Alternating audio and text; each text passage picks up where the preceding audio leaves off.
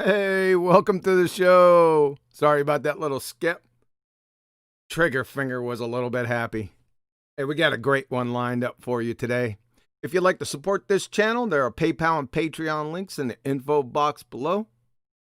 I'd like to introduce you to the new MC of BALLBUSTERS just for today, Chocolate saying, um, Hi. How we doing, man? What are you doing, man? What's up, everybody? What's up, Chocolate man? Nothing. We Hope only got a everybody's handful. good out there. Go ahead. I say I hope everybody's good out there. Enjoying the Saturday. It's a beautiful day. Yeah, they're enjoying it. They're enjoying it even more now that you're the MC. That would be a negative. You running things, homie. Start peeping. Listen, when people start asking you why you're speaking that way, do not say it's because of me. Right? Yeah. Yeah, that's all for his peeping. Yeah. We got Chocolate. We got Nathan. Yeah. Nathan, sir, how are you today? I'm very well indeed. All right. Go ahead. It's good to be here.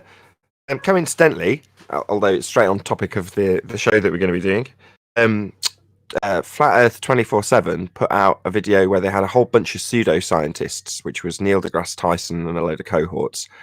They were all talking about, let's not say the word that they used, but they were talking about pseudoscience and passing it off with all the buzzwords you could possibly imagine from scientific vernacular. And at one point, one of the dudes was explaining that if something isn't physical, it doesn't exist. I'm in the chat furiously going, information! Thinking, yeah, we're going to be covering this tonight, aren't we? Wonderful. Yeah. What? And where'd you say you watched this? Like I say, it's just a panel on a stage, so it was presumably, I have no idea when it was from, but it was just being rebroadcast for people to have a look at on 24/7. So yeah, it was just them rebroadcasting it. I have no idea when it was from. Like I say, it's just like a whole bunch of pseudoscientists talking about there was one particular thing that they said about phenomena probability or something like that, mixing up the vernacular of maths and science and saying we can figure out everything. But the point when he was talking, when I was furiously typing about information, when they were basically poo-pooing God, well, there is no God. If it's not physical, we can't measure it. Therefore, God doesn't exist. That was kind of the general gist of what they were saying. Sure. I say I'm in there going, what about information? Give me the weight of that. Yeah. The place was 24/7? 24/7 where you go and battle people. Earth Discord. Oh, in Flat Earth Discord, they ran that. I didn't see that. Huh. This morning you were probably in bed. It was this morning for me, so you would probably be in bed. Oh, okay. Cool. Yeah. Probably on the live stream. Chocolate, you familiar with that? Yeah, sometimes when it's quiet in the live stream, sometimes Helio or somebody will play a video. It's usually Helio. He'll play like a Flat Earth video in the live stream to kill that time. Because sometimes it's quiet, people aren't speaking too much. So sure. Yeah. That happens. Yep. Oh, I got it. Yeah. Too funny. I ought to check on it sometimes. I was unaware that they even did that. But cool, yeah. What they'll do is they'll say those things about only physical, and we're going to talk about that exactly. Nathan, you're right on point.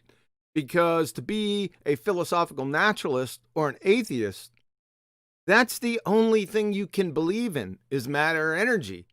Well, you kind of got a big problem. Because almost the entire foundation of our reality is based on information, and information is neither matter nor energy. There's a rooster in the hen house, folks. So I don't know what all these atheists have been, for the past 100 years, for the past 20 on TV and on the internet, and having all these shows, and they're laughing at everyone that's not an evolutionist, whatever that is. or an atheist and they're saying they're science deniers, that these people are dead in their tracks with one statement. Information. It's over for them. It's all, that's why I laugh at these shows. You know, the Four Horsemen, the Four Horses, they ain't even on donkeys. They're like the Four Horses' asses, maybe. These people are idiots. Point blank. It's over. It's laughingly over. Quick. And we're going to show that today. I think. Hello, world. Say again? Hello, world. Hello, wand. The heck does that mean? Hello, world. Oh, hello, world. What's up, Rebel? Just chill out, man. Just chill out for a few minutes. We're going to get into the presentation here. Okay. Hey. Glad to be here. So, any other news from the BALLBUSTERS? Anything new on the front other than I'll tell you what's been news on the front, man. The other side of this equation is getting stupider by the day. The philosophical naturalists, most of them are anyway, but the two presentations about, you know, whether something's supernatural, natural, or synthetic, and time as an independent variable, send these people off the reservation, man. The flat earthers out there, take this information and whip these guys around by their short hairs. It's really easy and everyone can understand it. You know, you got the ammunition, so just take them for a ride in front of God and everyone. I'll do a small plug. Yeah. It's one of your shows. So on Tuesday, you did a live show, and obviously I was there. And it was about the trichotomy, which is pretty much what we've just spoken about. And I thought it was a really good, concise little show. So much so I mirrored it myself. I put it on my channel as well. But check it out. I can't remember the title though. So if you can plug your own show for me, that'd be wonderful. I think the title of the show was Supernatural versus Natural versus Synthetic.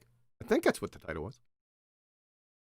Cracking little show. Went through all the details of the basics of what you'd need in debate to understand and argue scientific method. It was really concise. I think it was purely because it was covering the trichotomy that you've got to get that information in there, but you've done it in such a way that it was so concise. It was about an hour and a half show. It wasn't very long by our standards. Yeah, right. Yeah. I didn't see the mirror. Did you already run it? Yeah, I ran it about a couple of days after it came out. I think I ran it on, I can't remember when. I must not have got the notification, but everyone knows the deal with the notification system, right? It's jacked up. It's hit or miss. Saying several people from my channel have been commenting saying I've been unsubscribed. Some of them are members. They've been unsubscribed. So yeah, it's worth spreading the word. If you aren't subscribed, share the show. Make sure you share this BALLBUSTERS. Tell people to subscribe today to Quantum Eraser. Thank you, sir. Yes, that's what I've been plugging people. Yeah, and there's some playing with the numbers that I personally watched this week. Not a big deal, but there was, say, some anomalies all week.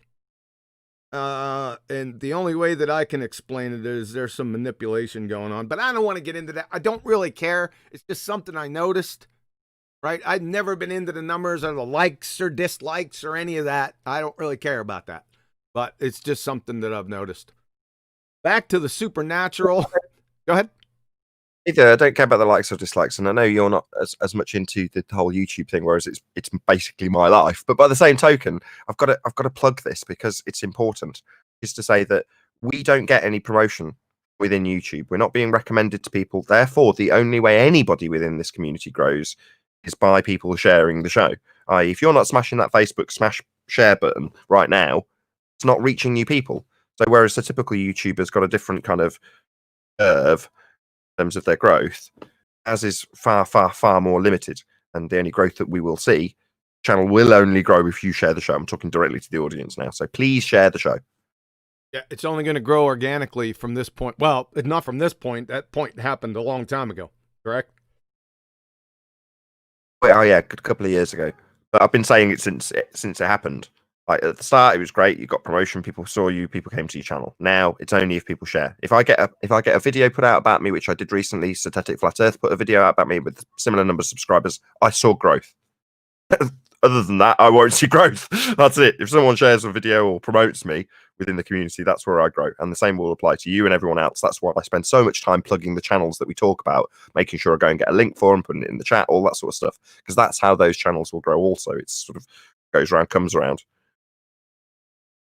Yeah. Yep. Exactly. Too bad, but that's the way it is. That's the way it's got to be.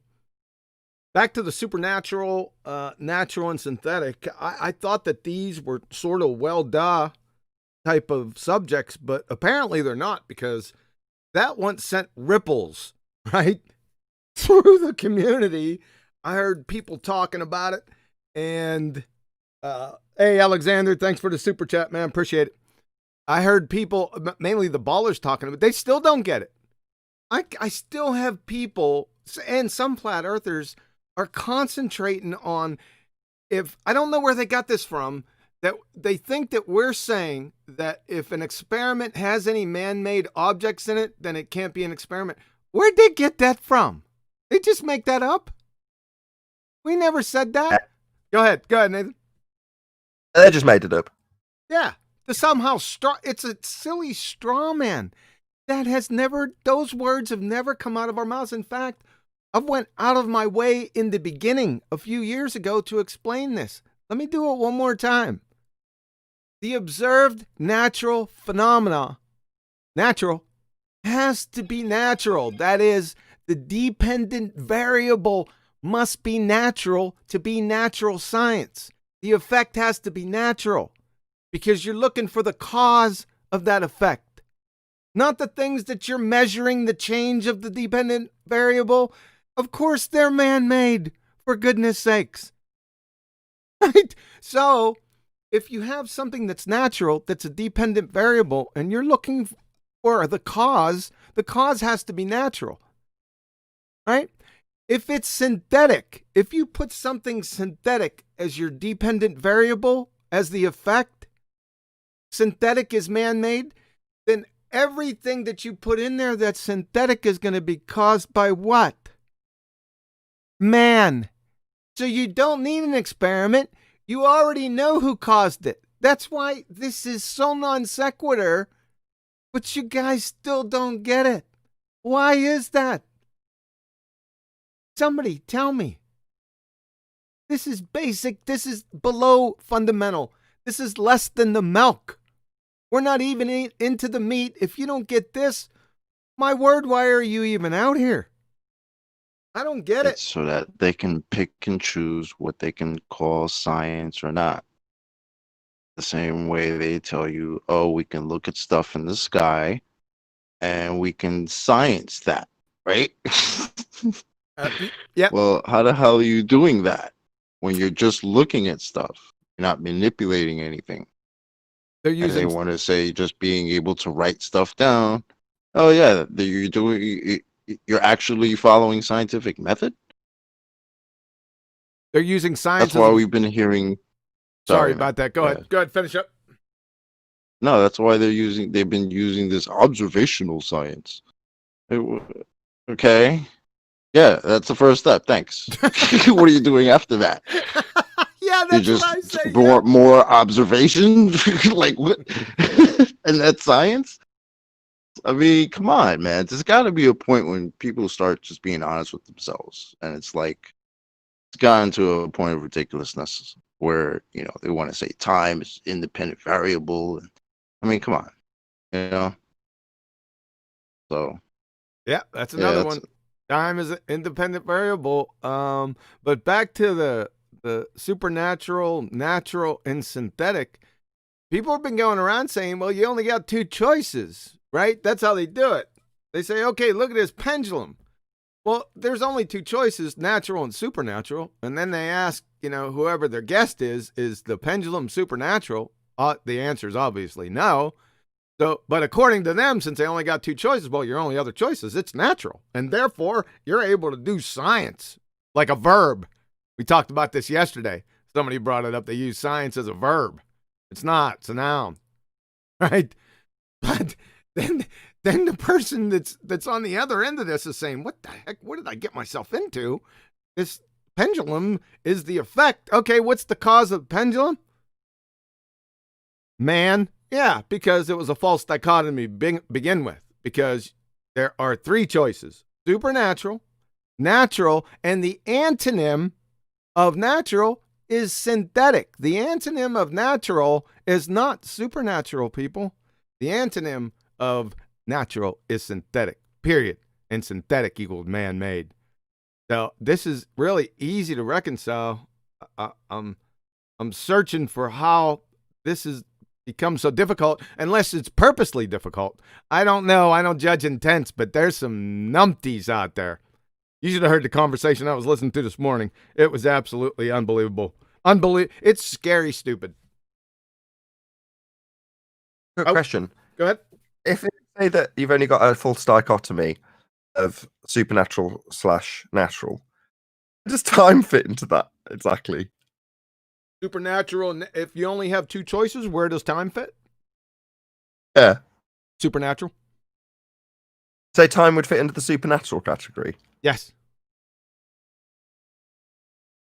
Really? Yeah, because it's without chemical formula or structure, charge, matter, momentum, or spin, or milli-electron volts, kcals, or kilojoules.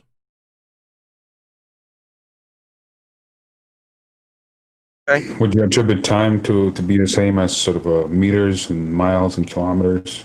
No. Why not? That's not. Why not? Because that's not the unit of time. It's just saying, but by virtue of it being units, I almost said that, but I paused, thinking that might be a silly question. Thank you, Rebel. You're going to try to make this natural by what arbitrarily we use as units to measure it. Well, a yardstick measures a football field, but the yardstick isn't a football field. Follow? Clock isn't time. Clock's a clock. Right? So what's length then? Is length also supernatural? Hey, Rebel, when you're not speaking, you need to go on mute.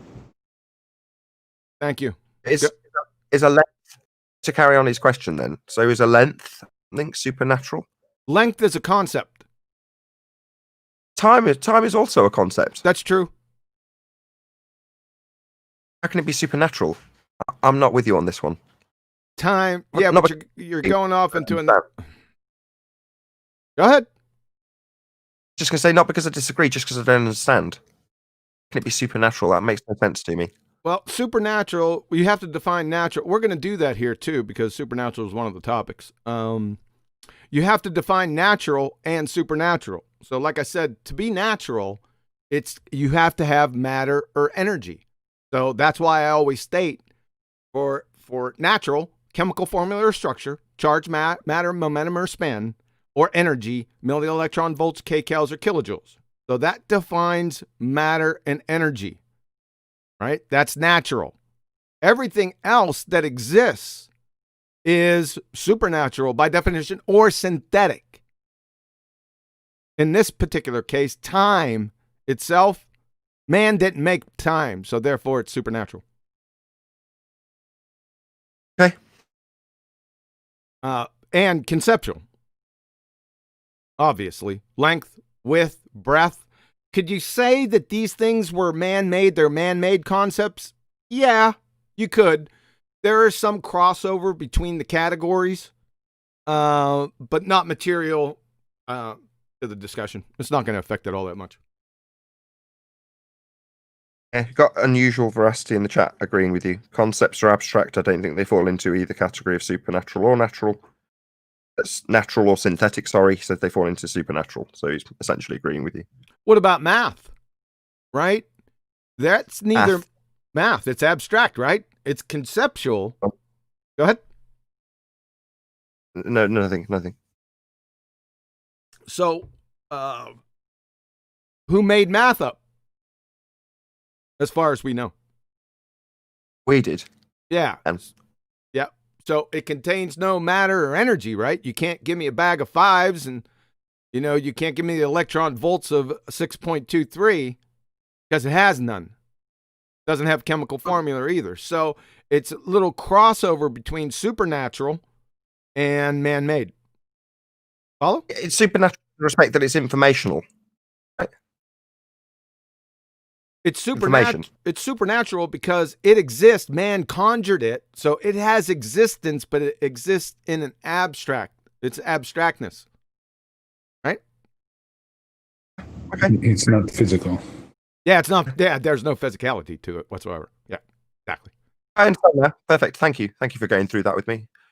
No, that's a good discussion. I mean, there's, like I said, don't pigeonhole everything into being just one category or the other. That might, and that's a good point, because I did mention that there is some crossover. Some things have a little crossover with the other categories. Does that get covered in this show? I go over supernatural, yes. And the crossovers. So, for instance, you had something that was like, I think you use vitamin C as the example. If you synthesize vitamin C, its chemical structure is identical to natural vitamin C.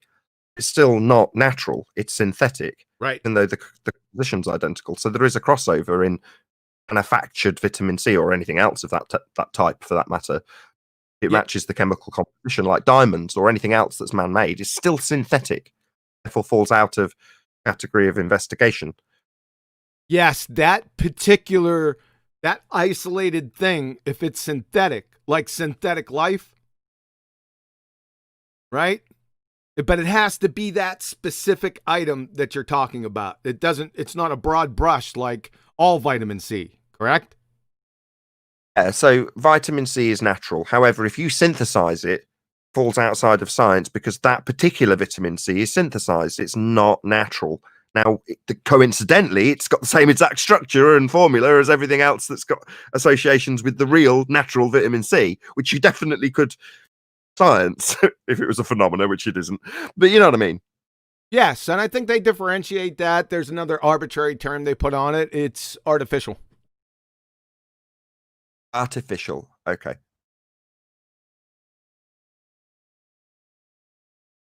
Yeah. Like, this is a very interesting topic. I mean, you could think about these things for the rest of your days, right? It's very interesting to try to put those in the different categories. Just pick anything and try to put it in there. Math is a really good one, right? Because they all rely on, when I say they, the ball tarts, I don't know, they think equations are like magical or something. Listen, mathematics, it's abstract. It has nothing to do with science. But equations only describe the effect.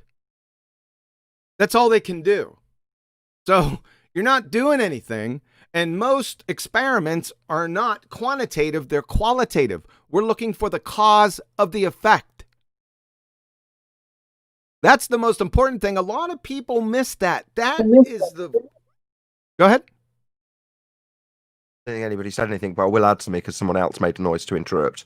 Yeah, if you're trying to figure out whether or not you've used vitamin C, scurvy, right? Yeah. So how much scurvy? No. You just want to figure out what caused it. You know what I mean? It's irrelevant. You just want to figure out what the cause of the effect is, not how much the effect will be occurring. So when I give the example with acid and boiling water, why is that hot spring boiling? Well, I'm going to formulate a hypothesis with acid as the independent variable. I think acid causes it. Mm-hmm. Well, if you then just forget the experiment like they do with heliocentrism and go, right, got a hypothesis, therefore I've got the explanation. Acid causes boiling water. Now let's maths how much the reaction will occur. Like, no, hold on.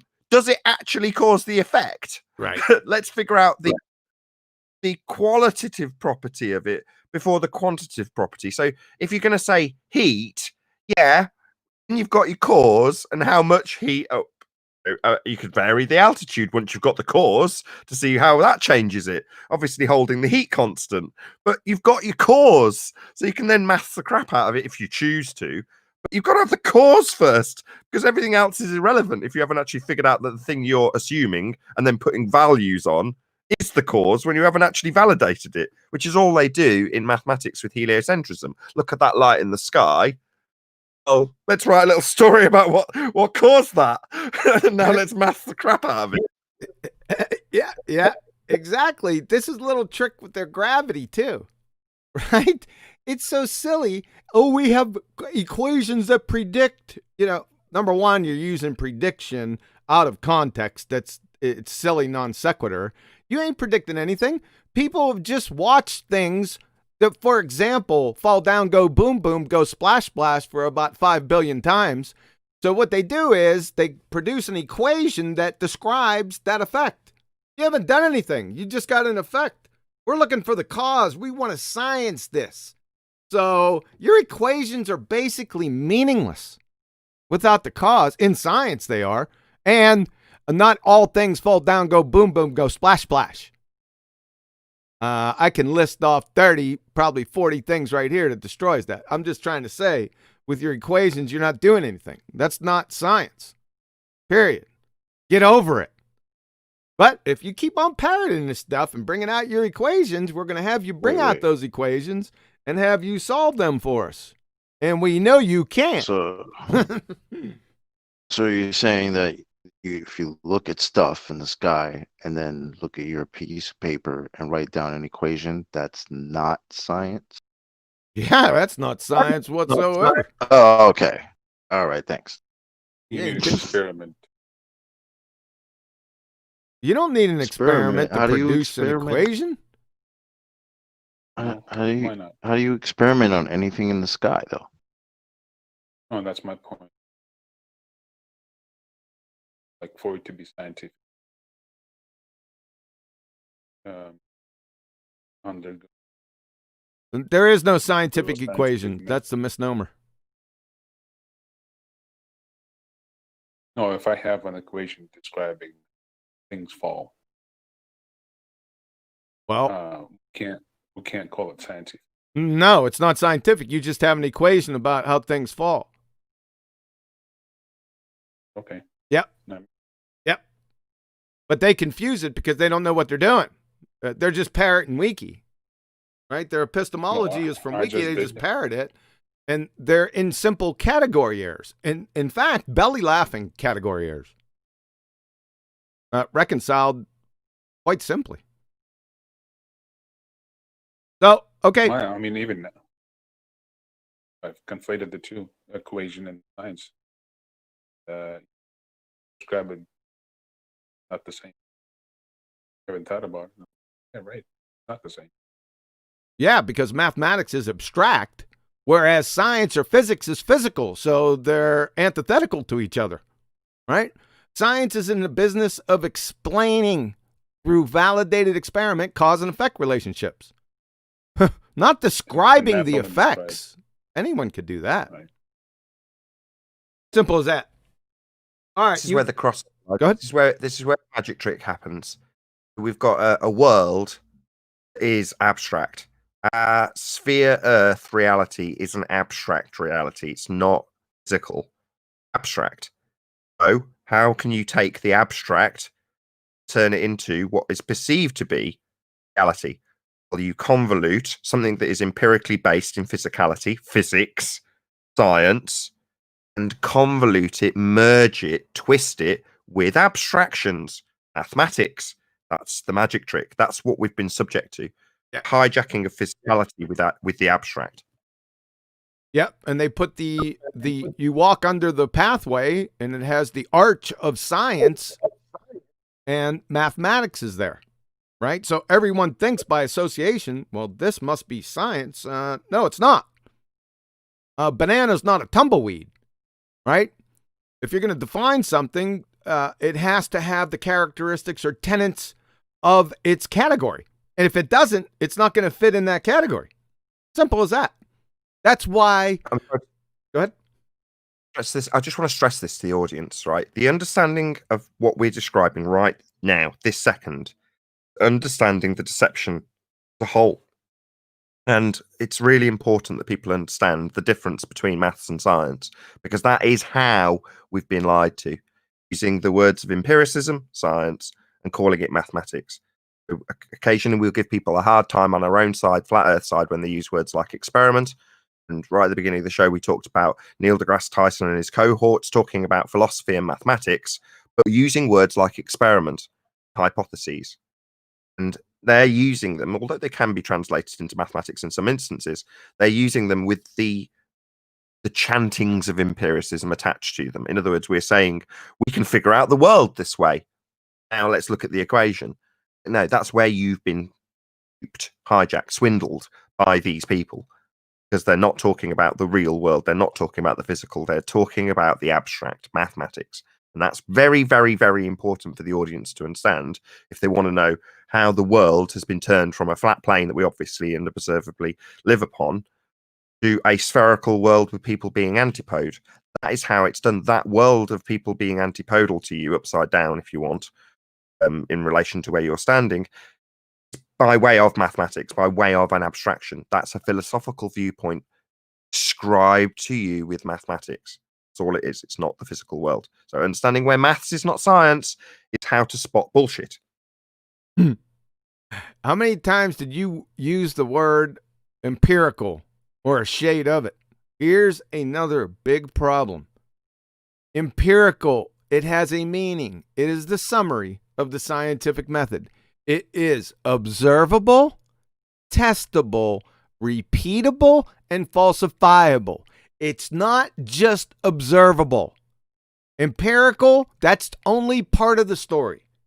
So to be empirical, it has to satisfy all 4 criterion. And by the way, the repeatability part of that is focused on the operator. That is experiment, not the observation. I can look at something and then close my eyes and open my eyes back up again and look at it again. That's not repeatability, for goodness sakes. Okay? So be careful about the words people use. They'll usually say it really fast. Yeah, but that's empirical, and then move on to the next one. Whoa, whoa, whoa, whoa. Let's go back to that empirical. No, it's not. You just observed it. Did you test it? Nope. Then it's not empirical. All right. Yeah, people like I won't say names, but there's a certain baller who likes to say, yeah, we can manipulate the period in which we take down our observation. Well, that's what you're doing. You're manipulating your observation. You're not doing anything. You're Right. not causing anything by looking at it.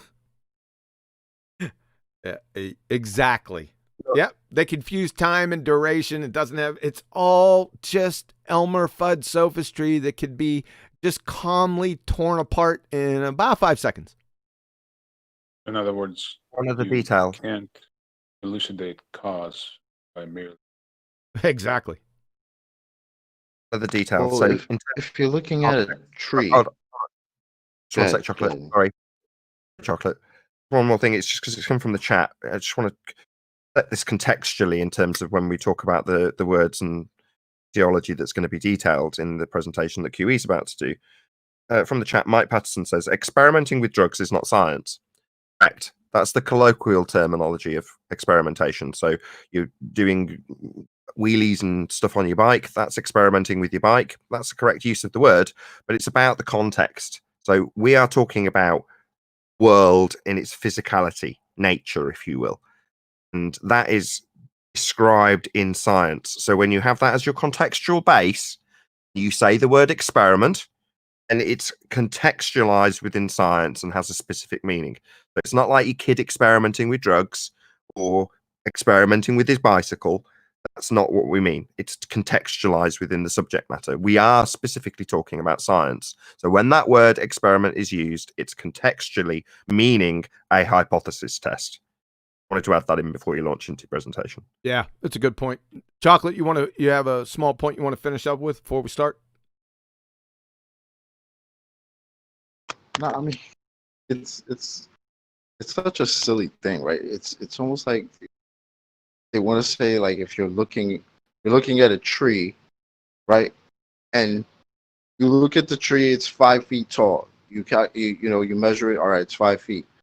Did you actually look at it and cause it to be that tall? Is that what you're doing when you're manipulating the period in which you're taking down your observation and your measurements? You didn't cause the tree to be that tall. That's not why the tree is that tall. So how could you manipulate that? Exactly. It's a concrete noun, too. Remember the algo. The first question you ask, is this a how, why explanation question, or is this a what is question? If it's a what is question, then it's not science to begin with. Now, if it's a how, why question, is this effect or natural phenomena natural or synthetic? Right? If it's synthetic, then you already got the answer to your question. It's not science. And you put that aside. So is it natural? Now, can you vary and manipulate your presumed cause? If it's yes, then you're ready to go. If it's no, then it's not science. Good? Hopefully. Hey, we're going to roll. Mic discipline, please. Funny, I wanted to start out with this. This is a really cool sidebar right here that is connected to what we were just talking about. So let's go. Before we get information, let's touch on these. I used to present every presentation I had. I used to start off with this. So the fairy tale pseudoscience religions. Let's go through them: paleontology, anthropology, archaeology, geology, evolutionary biology. Yeah, and I'm still laughing. Whatever that is. Theoretical physics, non-experimental. Obviously, that's redundant. But in our genre, it's astrophysics, astronomy, and cosmology. That's the three that we deal with. Those are the liars of the heliocentric Baltard religion. Like I said, crocheting is more scientific than these clowns, all of them combined. These merely say. That's all they do. As opposed to the real sciences. Quantum mechanics, genetics, chemistry, biochemistry, and certain parts of biology.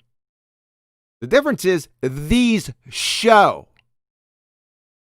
See the difference? Say, show through validated experiments. That's empirical evidence. See, we talked about this term. See the difference? Very easy. Hopefully you see. If you don't see that, then I don't know what to tell you.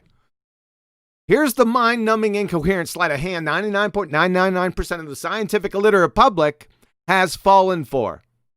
The fairy tale pretenders ride on the coattails of the real sciences. You know, quantum mechanics, physics, chemistry, biochemistry. They ride on their coattails via juvenile equivocation fallacy with the term science. As in, well, we're all sciences. We're one big happy family. What's the problem? So as to pass off their metaphysical just-so stories as valid. This motif. Since transistors and MRIs work, therefore spinning balls, evolution, multiverses, dark matter, Big Bang, billions of years ad nauseum are scientific facts. I don't think so. It's fallacious. Called equivocation. Wake up. Now, moving on to the principle. Information. Well, what is it? Before we get to that, let's take a listen to Paul Davies, esteemed astrophysicist, in, I can't even remember what year this was. It wasn't that long ago. Information is more than just a description of our universe and the stuff in it. It is the most basic currency of existence, occupying what Paul Davies terms as the ontological basement of reality. We've heard that term before. I use that term a lot. Ontological primitives. He's close. Like I said, information is the consequent of its necessary antecedent, however, because you can't have information without a knower. So essentially, he's wrong. It's not the basement. Paul Davies is on the first floor. The basement or the ontological primitive is a knower. Hope you all got that. An intelligent agent, the creator. Information, let's define it. Very important. Very simple definition. Information, the communication or reception of knowledge or intelligence. That's it. Inform. See that? It informs. So it's the communication or reception of knowledge or intelligence. Make sure you keep that in mind throughout this presentation. I'll remind you as we go through. And the vehicle I am going to use is DNA, right? Does DNA contain information? Is the question. Well, let's have a look. DNA and information, right? In Nature, in 2003, from Hood and Gallus, the digital code of DNA. DNA has two types of digital information. Uh-oh.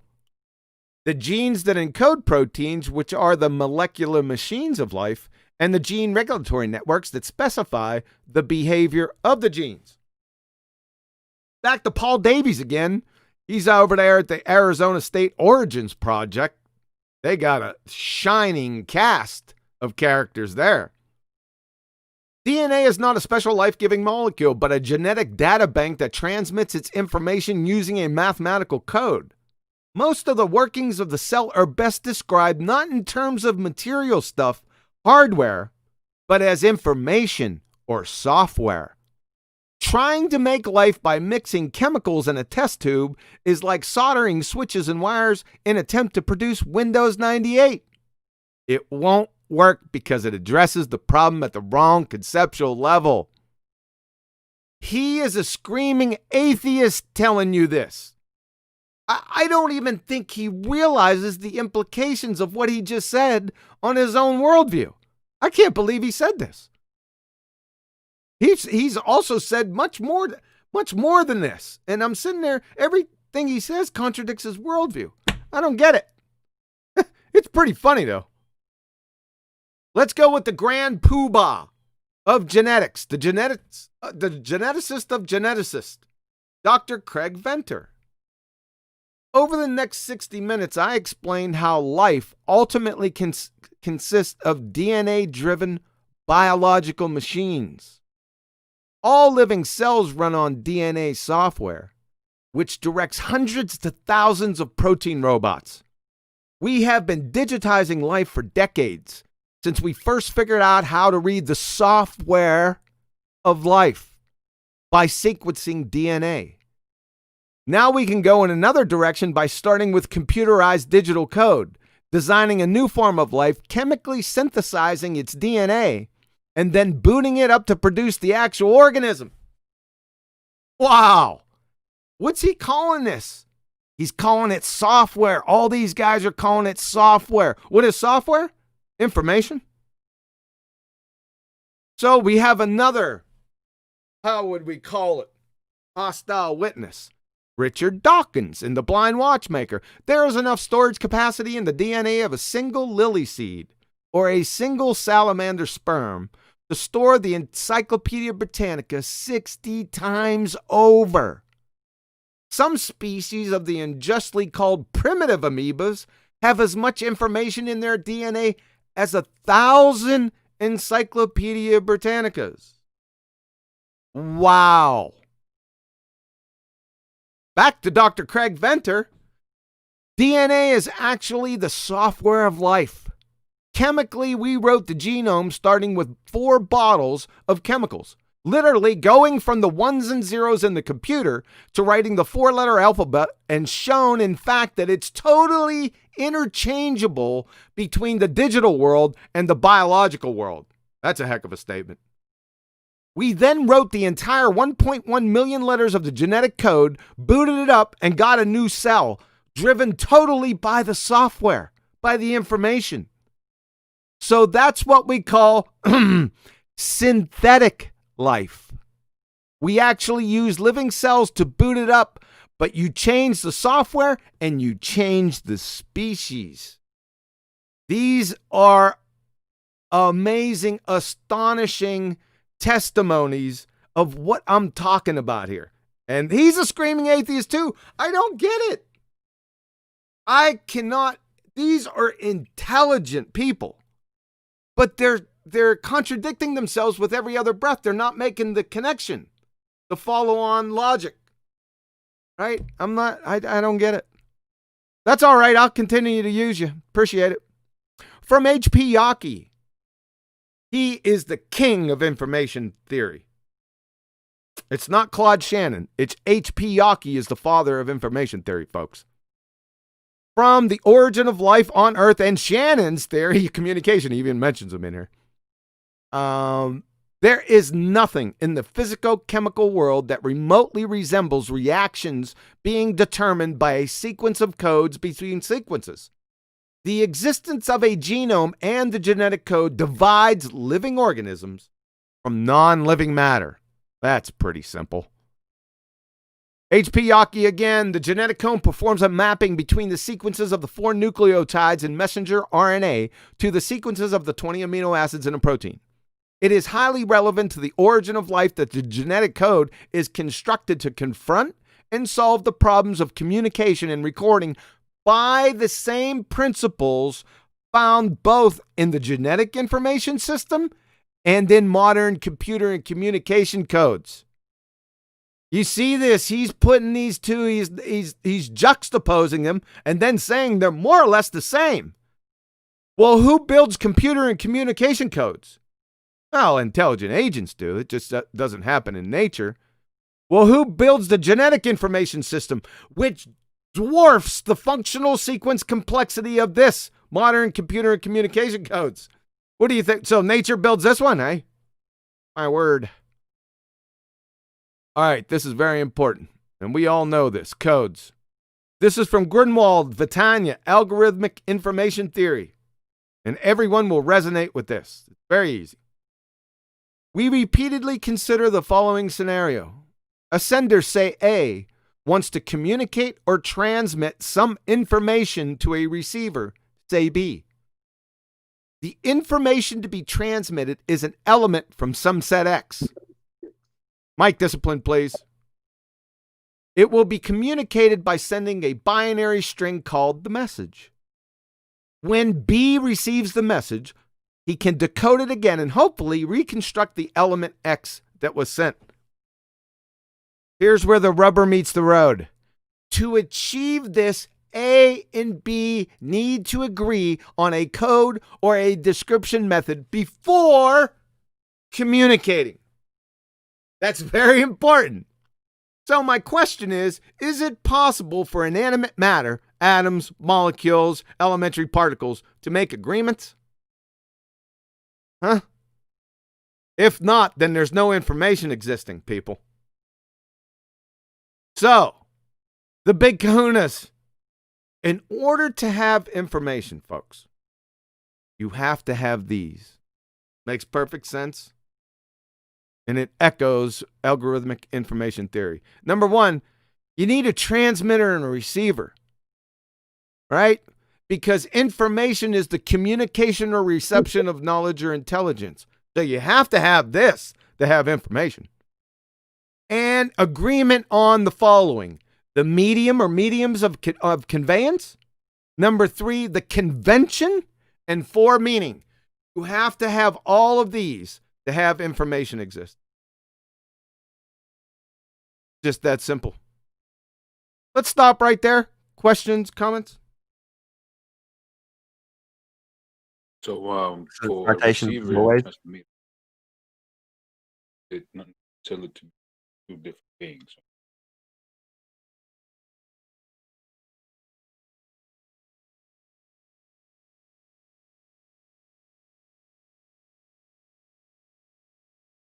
Did you catch that?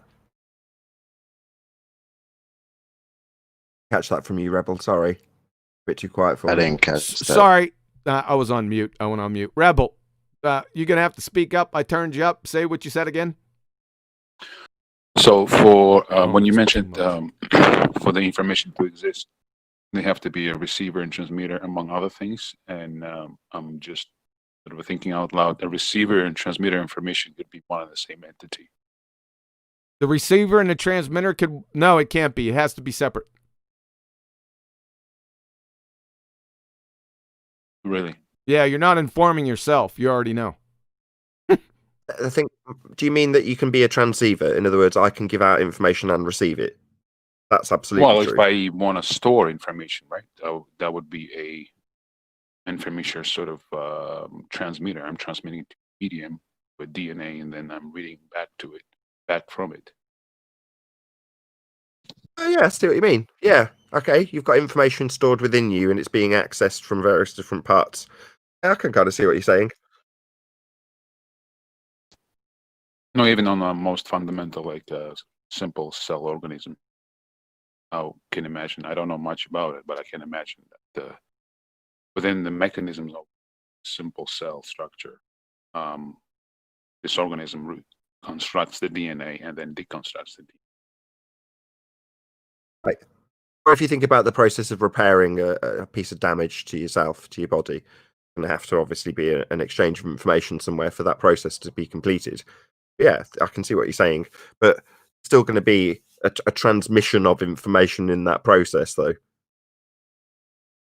Right. So there will be different components among, like there's a point of irreducible complexity reached that you would have to have. Again, when we talk about receiver and transmitter, we talk not necessarily about entity, but maybe components.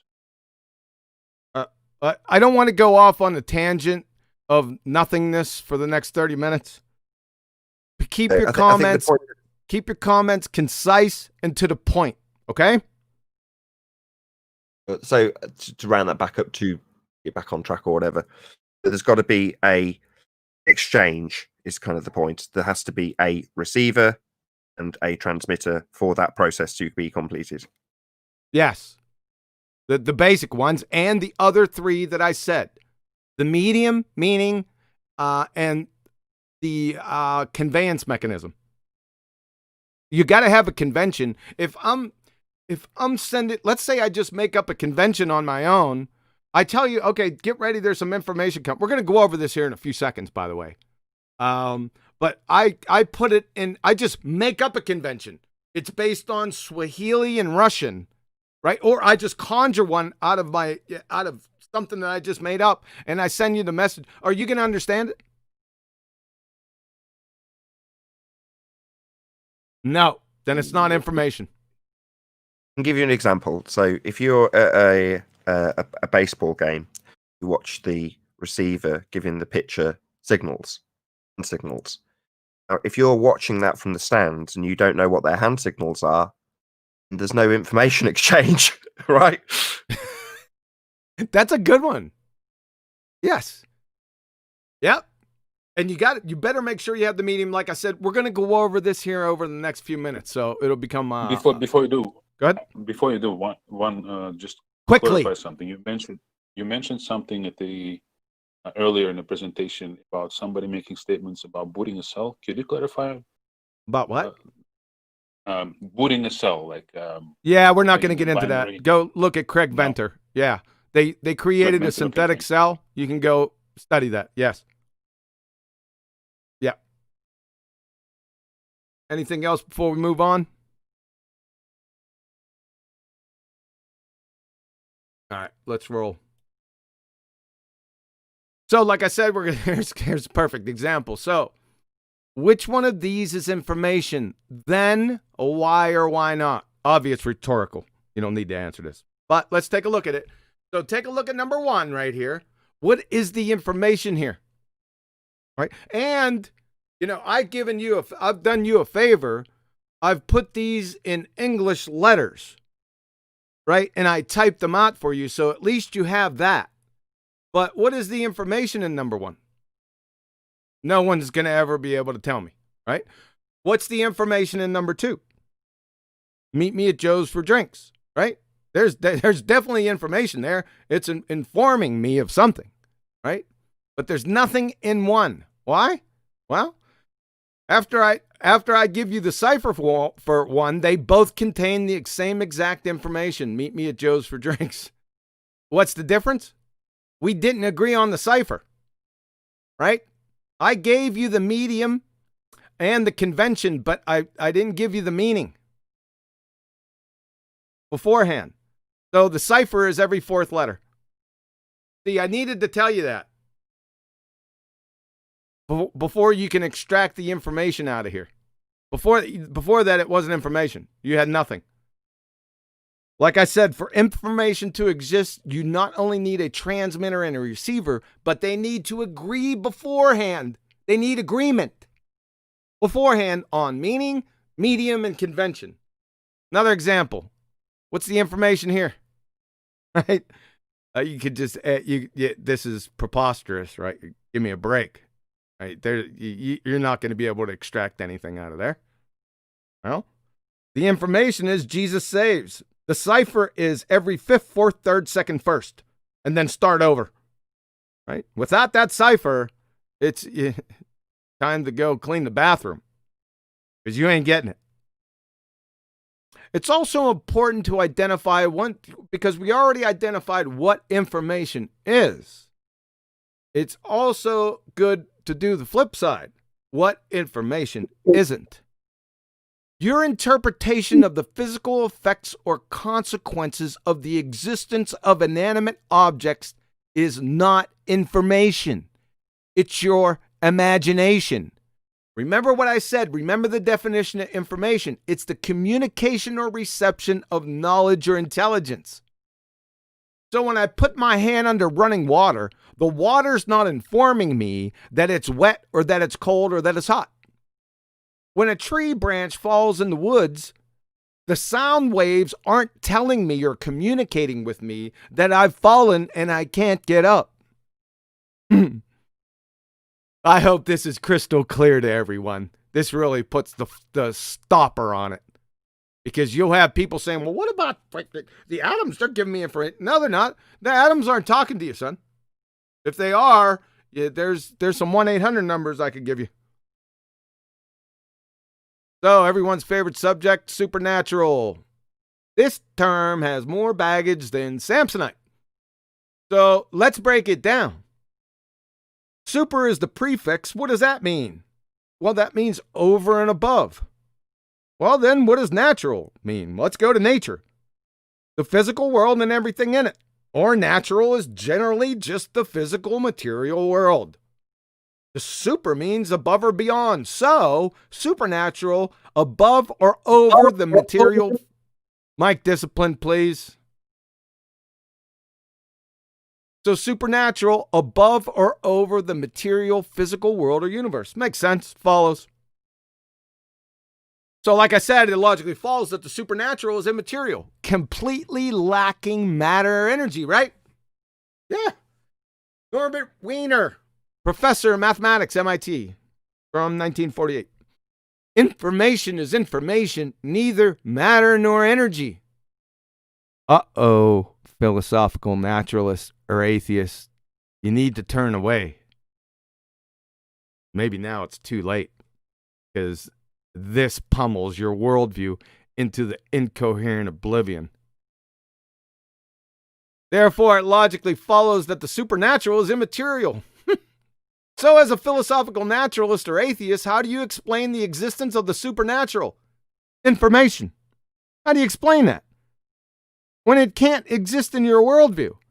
The only things that can exist are physical and material. That's it.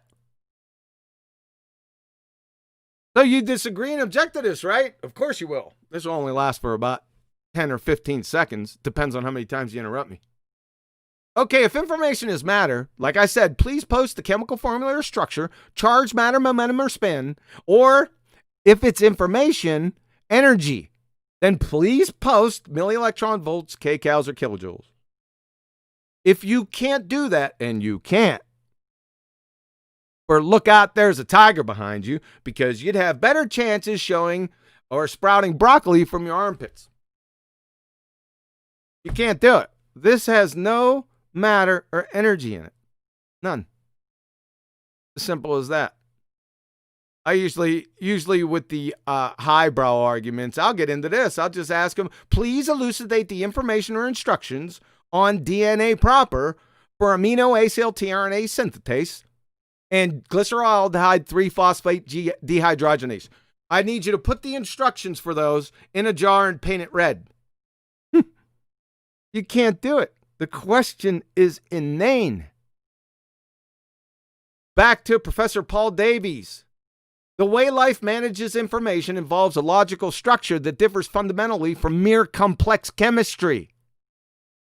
Therefore, chemistry alone will not explain life's origin.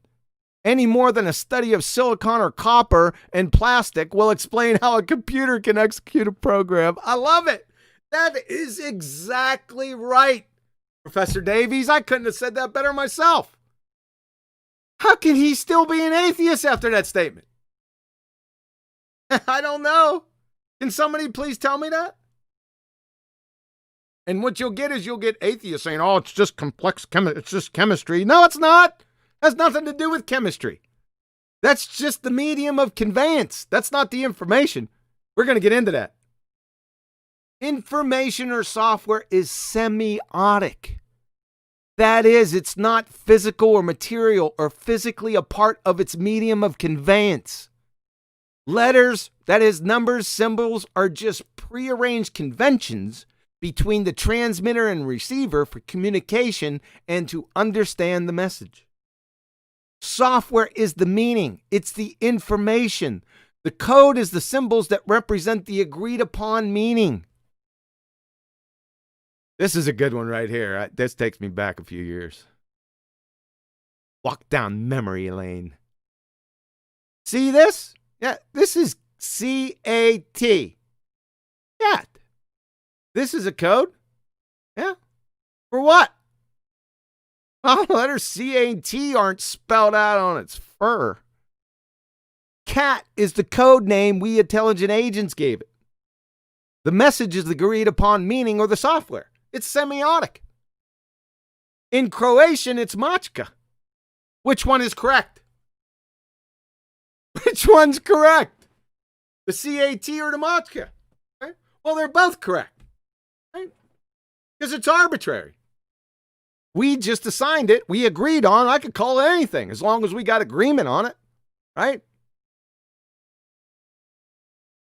I converted a lot of people with this example right here. Because this brings it on home. Paul Revere. Well, what's the code? The 1 light or 2 lights, right? What's the software or the information? It was the agreed upon meaning between Paul and the Patriots, who created the software and the message, the 1 if by land or 2 if by sea, right? Who created that software? The lights are Paul Revere and the Patriots. According to the materialist or realist or philosophical naturalist or atheist, according to their worldview, it was the lights who created the message. How insane is that? Right? Guess the photons are talking to you, right? What would have happened? This is very important. Listen to this closely. What would have happened if Paul Revere never met and then agreed on the meaning, medium, and convention with the Patriots and just sent signals, 1 light or 2 lights from the Old North Church? What do you think would have happened? What if the Patriots were sleeping? Or he never met the Patriots. How did he even know there were Patriots to begin with? We're getting into absurdity. Like I said, moreover, was it the lights, the medium that coordinated the meeting? No, that's freaking insane. Again, information is semiotic. It's not a physical entity or a part of the medium of conveyance. Photons from Paul Revere's lamps weren't physically carrying information like Kelly Slater at the Bilbao Tahiti Pro. The lights were just the medium used to signal the intelligent agents who then assigned the prearranged meaning. Information now exists. It is only then they know which path. How you like that? You're looking at a code right now. It's called the English language. The software of the information is the preemptive, agreed upon convention so we can understand the message. It's all semiotic. Without meaning, convention, there is no information or code. It's utter noise. Like my example before, if you don't know Swahili and I'm giving you messages in Swahili, right? You're not going to understand it. There's no information. You're not being informed. It's noise. Code, information, or software is always, ever, ever, ever sourced by intelligent agency without exception. The same exact concept here, right? Got these letters that mean proline, leucine, These mean stop.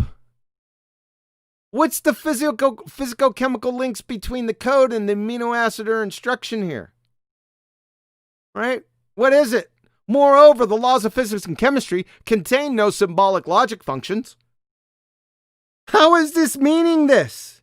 Right? There's also a different language here. Right? Because this is messenger RNA. It's replaced. This isn't DNA language. A quarter of the language is now replaced with another language. Unbelievable, dudes. These be peeping.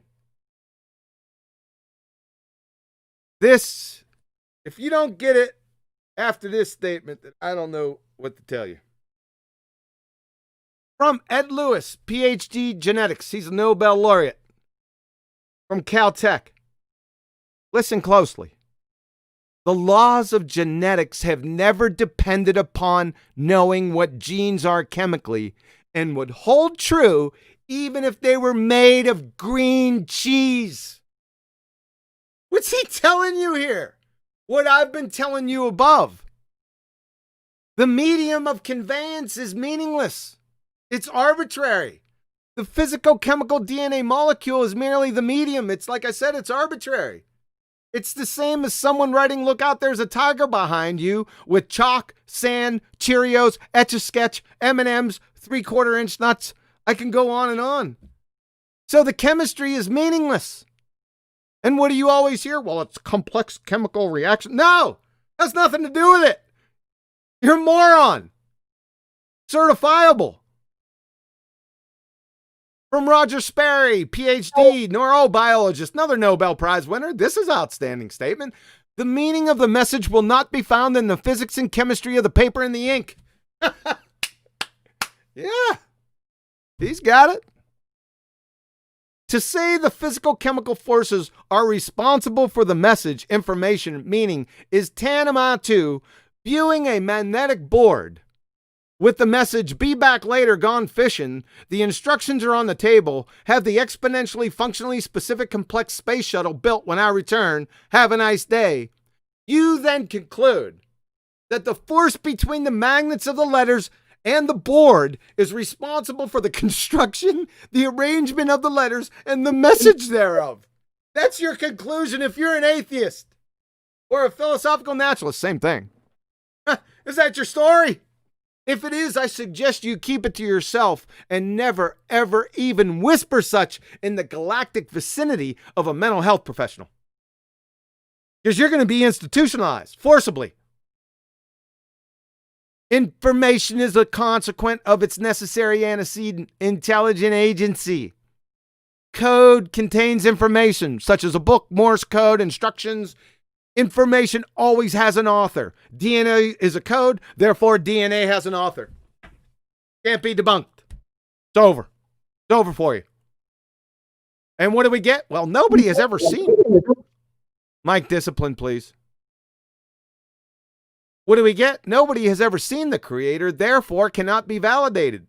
Well, I'd beg to differ, Jesus Christ, but fair enough. However, the compelling factor of the matter is information existing. That's DNA, the hallmark of all life. Who instantiated the code? Who instantiated the code? That's the question, right? We all know it had to be an intelligent agent because it's information. It doesn't logically follow that because he doesn't reveal himself currently, physically, to then ipso facto conclude he doesn't exist or no evidence exists. That's non sequitur. Remember, the consequent information only follows from the necessary antecedent intelligent agency. It's over. It's the necessary antecedent consequent game. Simple as that. My argument is intelligent agency and information, and they are exhibit A to Z.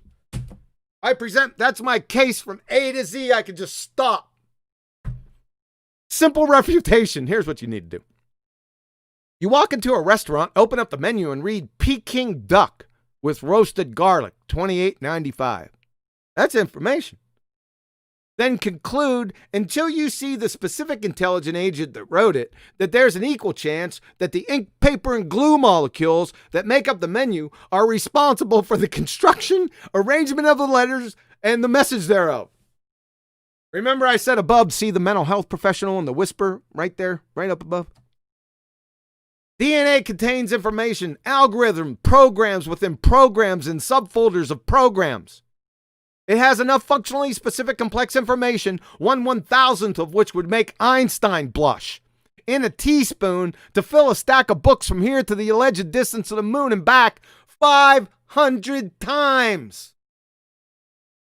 Your conclusion? Absent the specific intelligent alien who wrote the menu, ribose, nucleobases, and activated phosphates, the ink, paper, and glue molecules in this little analogy, authored the menu and instructions DNA. Shroom-induced coma is being kind. So, I apologize in advance if my next statement offends you. Everyone watching or will watch, I mean no harm, insult, or malicious intent. However, there comes a time to put away childish things and ideas. Because if you're 10 years old or older, and this doesn't have you on your knees in less than a plank time, then you need to check your pulse. If you have one and can't reconcile this, I mean right now, then turn your tricycle in at the next depot and report to the Who and Where Am I institution immediately.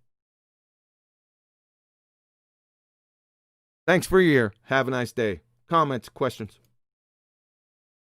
Ed Lewis quote reminded me of, again, what I was discussing at the beginning with you all at the Neil deGrasse Tyson panel, and talking about the theory of everything. They're essentially describing how if we can verbalize with convention enough stuff and then describe it with maths, we'll be able to explain everything. It's like they were doing precisely what you've just described in detail. The other thing was, if you take his statement, I don't know if you can bring it back up on screen, and replace the first couple of words with nature of the world, as opposed to what he said, it makes exactly the same sense, which is to say that the nature of the world that we live in will not change regardless of how you think you can describe it or summarize conventions to detail it to another person to transmit information about it. Having a really great map of how to describe the nature of your world around you doesn't make that description the world. But that's precisely what's happened. Here we go. So instead of the laws of genetics, nature of reality. If you can you transpose that on and read it so I'm not saying it? You want me to read it over again for you? Just say the nature of reality instead of the law of genetics. You want me to change the citation? I can't do that. Just to transpose it on top. I'm not saying change the citation. This is going to be okay. The laws of nature. If you like. The laws of nature have never depended upon knowing what genes are chemically. No, I've depended on knowing what nature is. Chemically, if you like. The point being that it doesn't matter how much you think you know about the world around you. It doesn't mean that you're going to fundamentally change the world around you, right? It just is what it is. Yeah. Ed Lewis, man. I read a lot on Ed Lewis. It's really something else, man. He's so friggin' smart. He put everyone in their place, dude. And this statement just epitomizes him. I love it because it drives the point home, especially with information, about confusing the medium of conveyance with the information itself. They're two different things. I love it. Excellent. I love concise statements like that. Yeah, I do too. Yeah. All right. You want to steal them and change them. Or I do.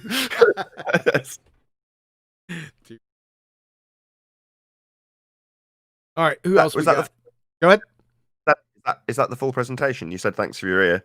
Yeah, that's the full presentation, yes. Very good. Very, very good. Well, thank you. I wanted to keep it concise, right? I don't have to go on and on for days and days and days about what information is. Now, I had to be comprehensive with it and touch on many different aspects. But I think if you can fog a mirror, you can get it, hopefully. The only way you can't get it is to purposely be ignorant. That's the only way I think there's no chance. I mean, a third grader can get this with very little difficulty, in my opinion. We've got a ballbuster. Got chocolate.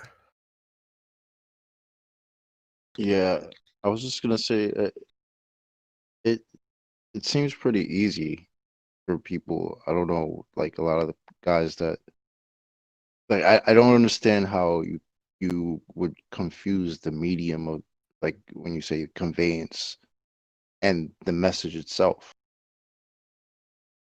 That the message can't come from the medium. That makes no sense. It would you know, like how would that make any sense whatsoever?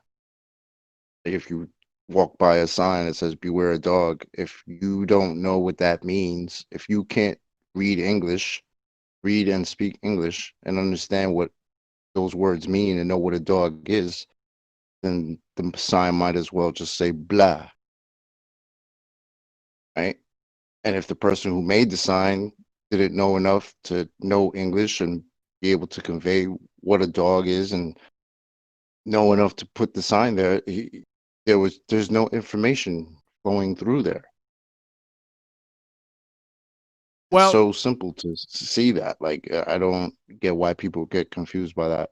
Well, they go back. What they do is they misdefine. Well, most people don't even define information. They just say information and then, try to prove something they haven't defined. It's an old game, right? It's like evolution.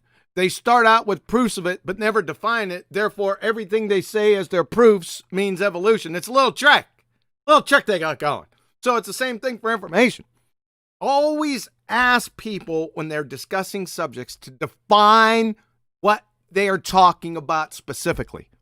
That way, and make sure you have them say it twice so they can't get around and play the little friggin' Elmer Fudd game. Right? Have you chasing your tail all around, because this goes with the Coriolis effect. It's with everything. If you don't get them to define it, then look, I'm going to blame you. I'm not going after them. I'm going after you. Follow? Not you personally, Chocolate. Not you, the royal you. Yeah, I know. Yeah, I know. I got you. All right, what do we got here? We only got 3. Go ahead. I was going to say, do you want me to run down the list and start asking people? You can if you like. Yes. Despite everything, got anything to add? How did you find the presentation? Any questions, comments?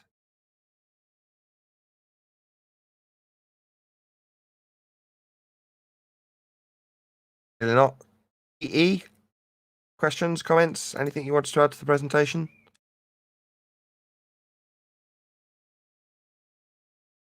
F to GE. Come in, GE. Once, going twice. Fair enough. Show, anything to add? Any questions, comments? I'd like to comment. Yeah, great job, Dewey. Hold on, Rebel. Not the first time. Okay. We'll get to you right at the end of the list, though, Rebel. I will come to you, though. Show, going once, going twice. Really not. Neil, anything to add? Did you like the presentation? Any comments? It's outstanding as usual. Outstanding. I don't understand why ballers are not getting it, but we all know why. Thank you very much. But no means least before Rebel, at least. RC Meisty, any questions, comments? Brad? No, it's one of the few categories of things that I agree with you on. Logic is internally consistent. Thank you very much. Cool. Do you want to add? I know you do. Go ahead, Rebel. I have nothing really to add. Just to say that this is not the first time or the second time from you with the same or similar one. And to be honest, every time I hear it, I get offended, because not because of your fault or any kind, because it's kind of simple, but at the same time very deep concept to grasp. I agree with you. It's simple once you kind of break it down, but to break it down in these terms That is a very hard thing to do. For me, for example, to translate that to my kids, I would have to write it down first and read it, trying to internalize it to explain it. You know what I mean? It's simple, but it's not simple. Deep. I agree. It's good to have your thoughts written down. With anything, you could get really complex with this, but I don't think you need to with your kids. I think they can understand these concepts relatively. You don't give them DNA. You know, don't be talking about biochemistry with them or stuff. Just simple things, just simple communication. That's all you need to do. I know I'm blowing my own trumpet, but I quite like my baseball example. If you're going to talk to a kid about it, that's what I would use. That's a good example. Right. No, I agree. It's a good example. Yeah, you need to have know where you need to establish the means, communication, meaning of the signs or signals or code. I mean, I'm a developer, software developer myself, and I've never thought of these subjects in this manner myself. Deal with code all the time. But once you transpose it onto the DNA and start thinking about it, you understand. I mean, you have to have a programmer to write the software, and then a machine, a cell or some living organism, to interpret it, execute it. That makes sense? Yeah. Perfect. So my dad was also a programmer. Did you ever have somebody lean over your shoulder as you're working and go, "What the hell is that?" Quite often, yes. Right.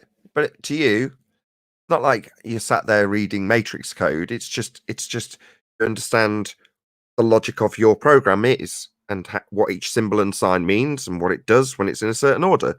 And to you, you're just reading what you've put down because you understand the convention. The dude who leans over your shoulder, however, there's no information being communicated to him now, is there? Great example. That's a really good example too, Nathan.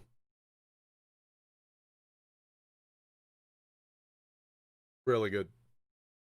No, this isn't simplistic stuff, but by the same token, it can be. With a bit of concise explanation from someone like Quantum Eraser. There's been points along this explanation that I've gone, I don't understand, but you get a brief expansion on what it, and you go, yeah, it does make quite simple sense. It's not simple, but it is relatively easy to understand with a good explanation like Quantum Eraser's given. That's why these BALLBUSTERS shows are what they are. Rewatch them if you don't get it. Just that simple. Well, thank you. I do. The hardest part. Sorry. No, go ahead. The hardest part for me is to realize the concept of irreducible complexity.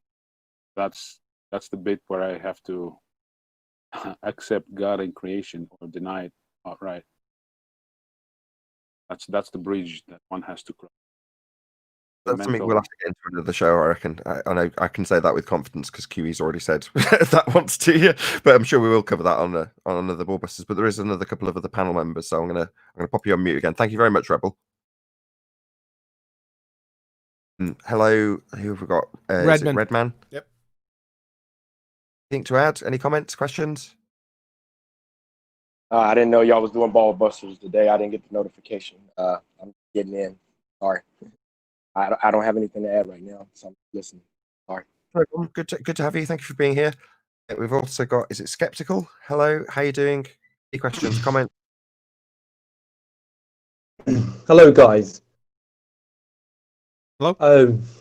Can I be heard, really? Have you? Any questions, Hello. comments? Hello, guys. Hello. Can you not hear us? Hello. Hello, can you not hear us?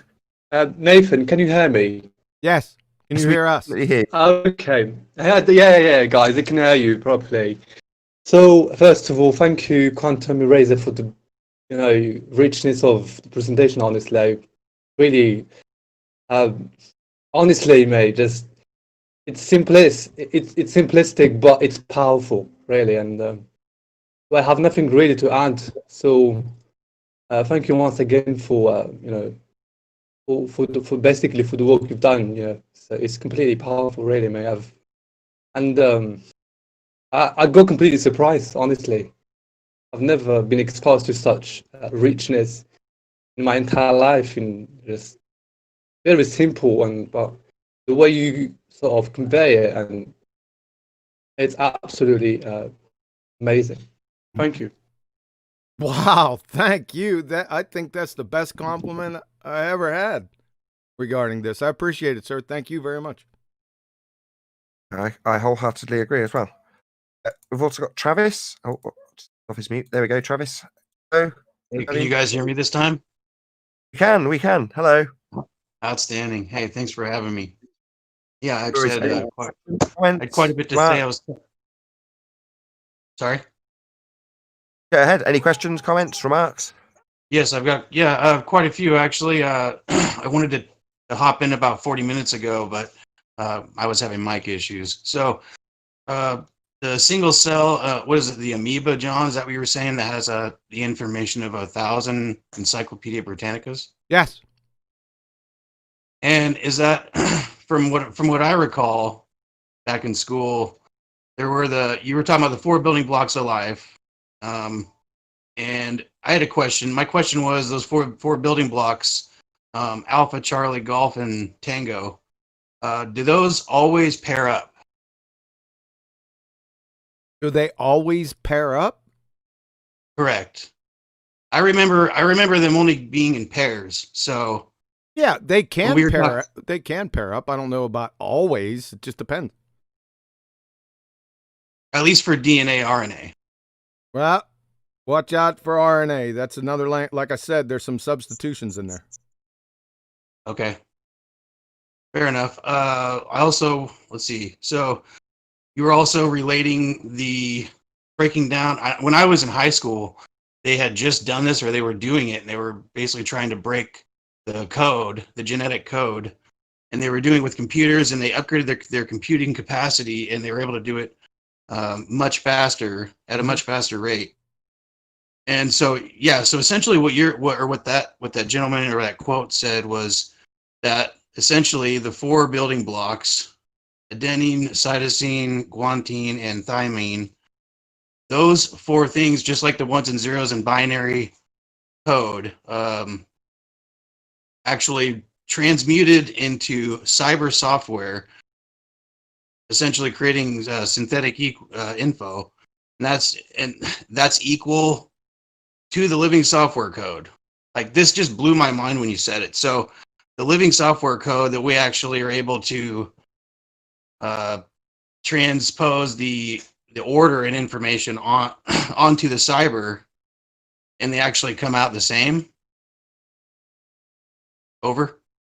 You've lost me. You were talking about changing the software and then changing the cell. That's changing correct. The cell through the cell. Yeah, if you change the right. sequences, yes, because remember, these aren't the only. There's not only 4 building blocks of life. The amino acids that make up proteins, those also come in. There's a lot of building blocks of life, just not those 4. But yeah, if you change that code, if you change the sequence, but it's got to make sense though, because there are commands.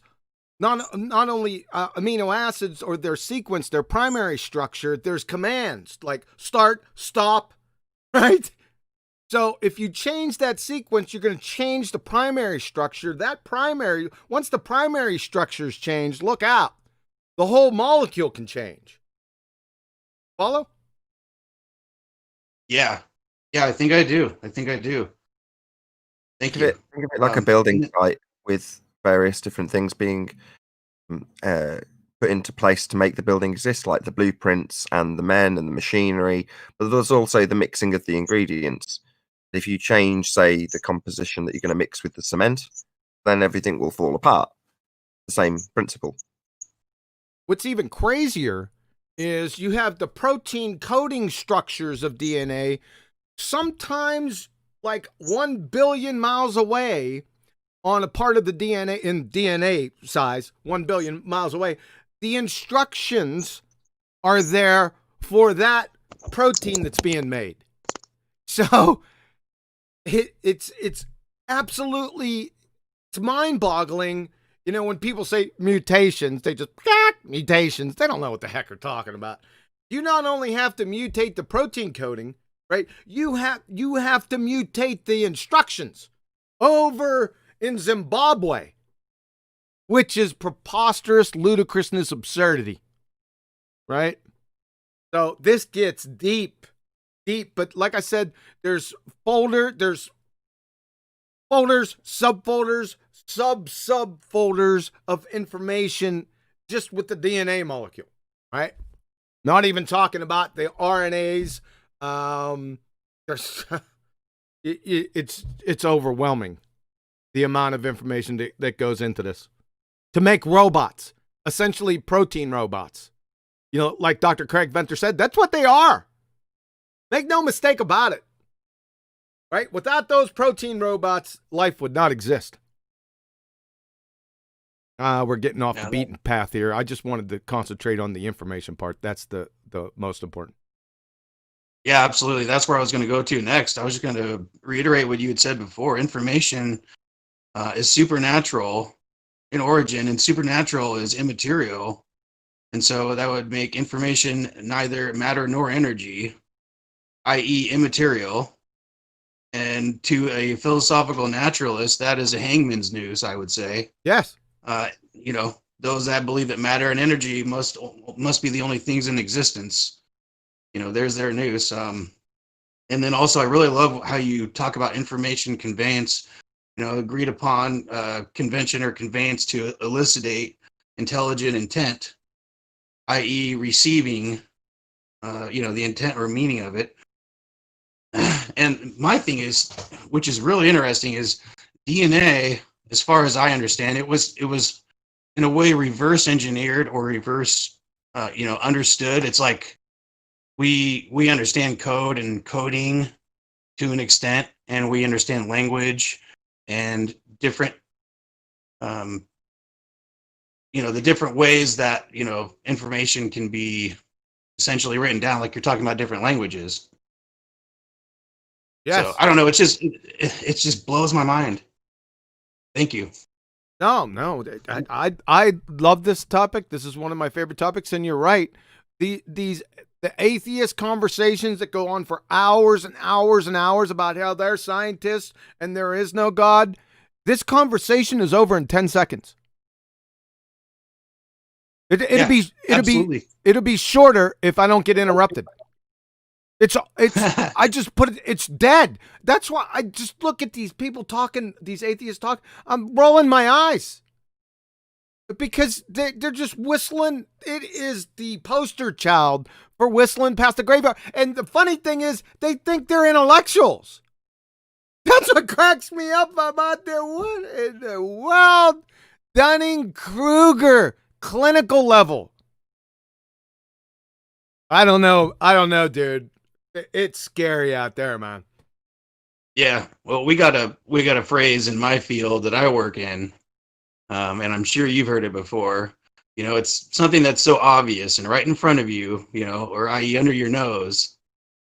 We basically say, you know, hey, if it was a snake, it would have bit you. Yep. Over. Yeah. Thank you. Appreciate it. Thank you, Travis. I think we've got one other new guest, which is cult leader something or other. No, Carlos the pagan. I sure hope you're not a pagan, but go ahead. You got him, Nathan? Head cult leader. Which one you got? Cult leader. Oh, I'm sorry. Hold on a second. Go ahead with the cult leader. Go ahead, Nathan. Leader Enigma, any questions, comments, anything to add on information? Clearly not. Another new guest, which is Carlos. So, Carlos, any questions, comments? Did you need to add anything? Any questions on information specifically? Yeah. How does satellites work in a flat Earth? Wow. Right. That. What satellites? Where are these satellites exactly? What satellites are you talking about? Oh no, I'm just saying, how do the parabolic dishes that work for TV and communication work on the flat Earth? What are they looking at? What are they pointing at? Where's the source of the signal? Ground towers. Creates your satellite dish point.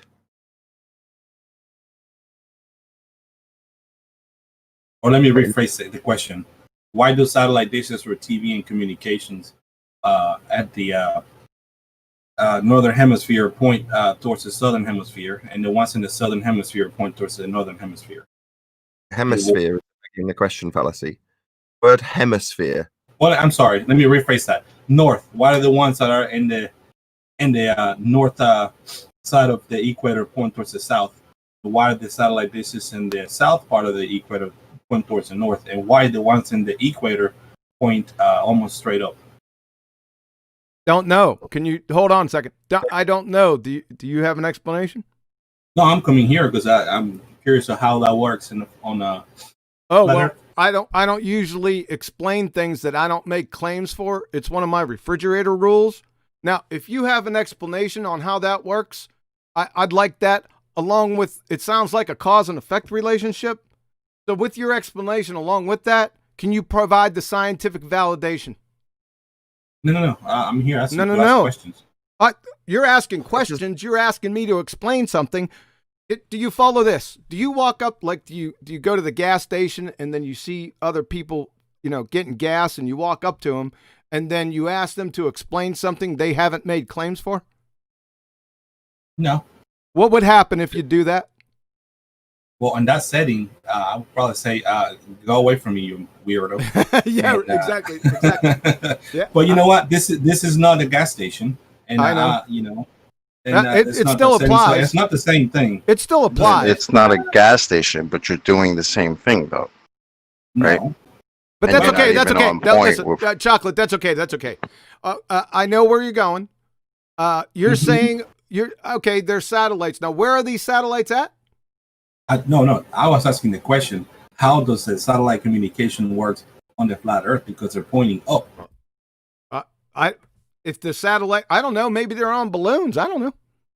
Okay. Well, you don't know. That's good enough answer. Yep. That was my question. Okay. Question for you, Carlos. How much time have you spent on the equator? Let's see. I've never been to the equator. I've been to Panama. I never saw a dish pointing up. I worked in TV. That's what I did when I was there. I was working with people's audio equipment and TV reception and things of that nature. Huh? I never saw a dish pointing up. You never saw a satellite. A parabolic dish pointing upwards. Shall I repeat myself slower? Yes. I did not see a dish pointing up when I was on the equator dealing with television equipment. I asked you how much time you spent on the equator. You said none.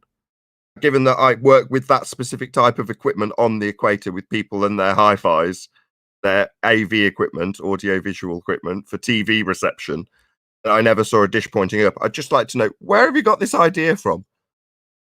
Okay, well, before I tell you where, you said you work with TV equipment and high gain antennas and high quality or whatnot. Now, those are dipole omnidirectional antennas, right? For ground station, ground towers, correct? That was what I said to you, ground towers. That was my first. Correct. So I'm not speaking about TV system from ground towers. I'm talking about satellite parabolic dishes. Those antennas are different than the ones you're speaking of. So I wouldn't expect you to work with those or perhaps seen those. But there is satellite TV service and satellite communication in the equator. And you can do a search and look up C-band parabolic dishes, and you tell me which way they're pointing. Because if you're saying that because you haven't seen them while you were over there, therefore, I'm wrong. You can just either call somebody from over there or just search from images of C-band parabolic dishes in the equator. Okay, and C-band pointing up proves what exactly? Nothing. I'm just I'm giving you the answer of your question of where in the equator are parabolic dishes pointing up.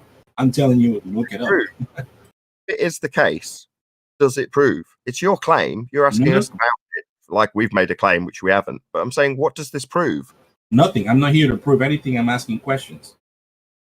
Okay. Well, you base that question on if it's how does that work on a flat Earth? Well, if Earth is flat, who cares how it works? Right. And so my question is, if we're in a flat Earth and it works, what are the mechanics of this system and how it works? That's my question. What's the relevance to that? What's the relevance? It proves nothing. If it doesn't prove anything, who cares? Okay. How does it? How Fair the enough. mechanism work? Or what? Yeah, that has nothing to do with the topic. That it doesn't prove flat or sphere Earth. That's for sure. Just round this out with the question. So, Carlos, typically in the comments, one does the same, right? They ask me a question to justify how something works on a flat plane. I ask them this question. Let's see how you get on. Right? Explain immature sycamore pollination in the north of England on a globe. Oh. Yeah, that's a good one. But you know why it's not the same thing. Why? I tell you what. We're not on a globe. Yeah, fair enough. Sure. No. The reason I'm asking that question is because if you were to look at all these parabolic dishes and the orientation of where they're pointing, and if you were to place all these dishes in a spherical model, they will all point to what we call the equator. There it is. Right. Right. Hello. So when I said hemisphere, the question fallacy, what you mean is if you automatically assume the Earth is a sphere and then make this example on the automatic assumption that we're standing on a sphere, you can make a claim that this assumption that we're standing on a sphere and your random nonsense that typically proves nothing unless you assume you're on a sphere proves you're on a sphere. It's just begging the question, mate. Okay. That's why I just came with the question of how it works on the flat Earth, and I didn't get an answer. Though, does it? Or we're not using this as some claim. What we do is we present things like the black swan, bunking the assertion we have Earth curve. And if there is no Earth curve, the Earth's flat. So that's the kind of thing we present. Yeah. Okay. Oh, hey. Fair enough. If this question does not match the format of your show, then I'm sorry. We didn't say that. We answered it. Oh, you answered? What was the answer again? You said it was. Go ahead, Nathan. No worries. I'll summarize it. You're asking a question relies on you assuming your outcome that you aren't even using as a claim. You're making us justify how it works on a flat plane when we're not making any claim about this. It's number one, a burden of proof reversal fallacy.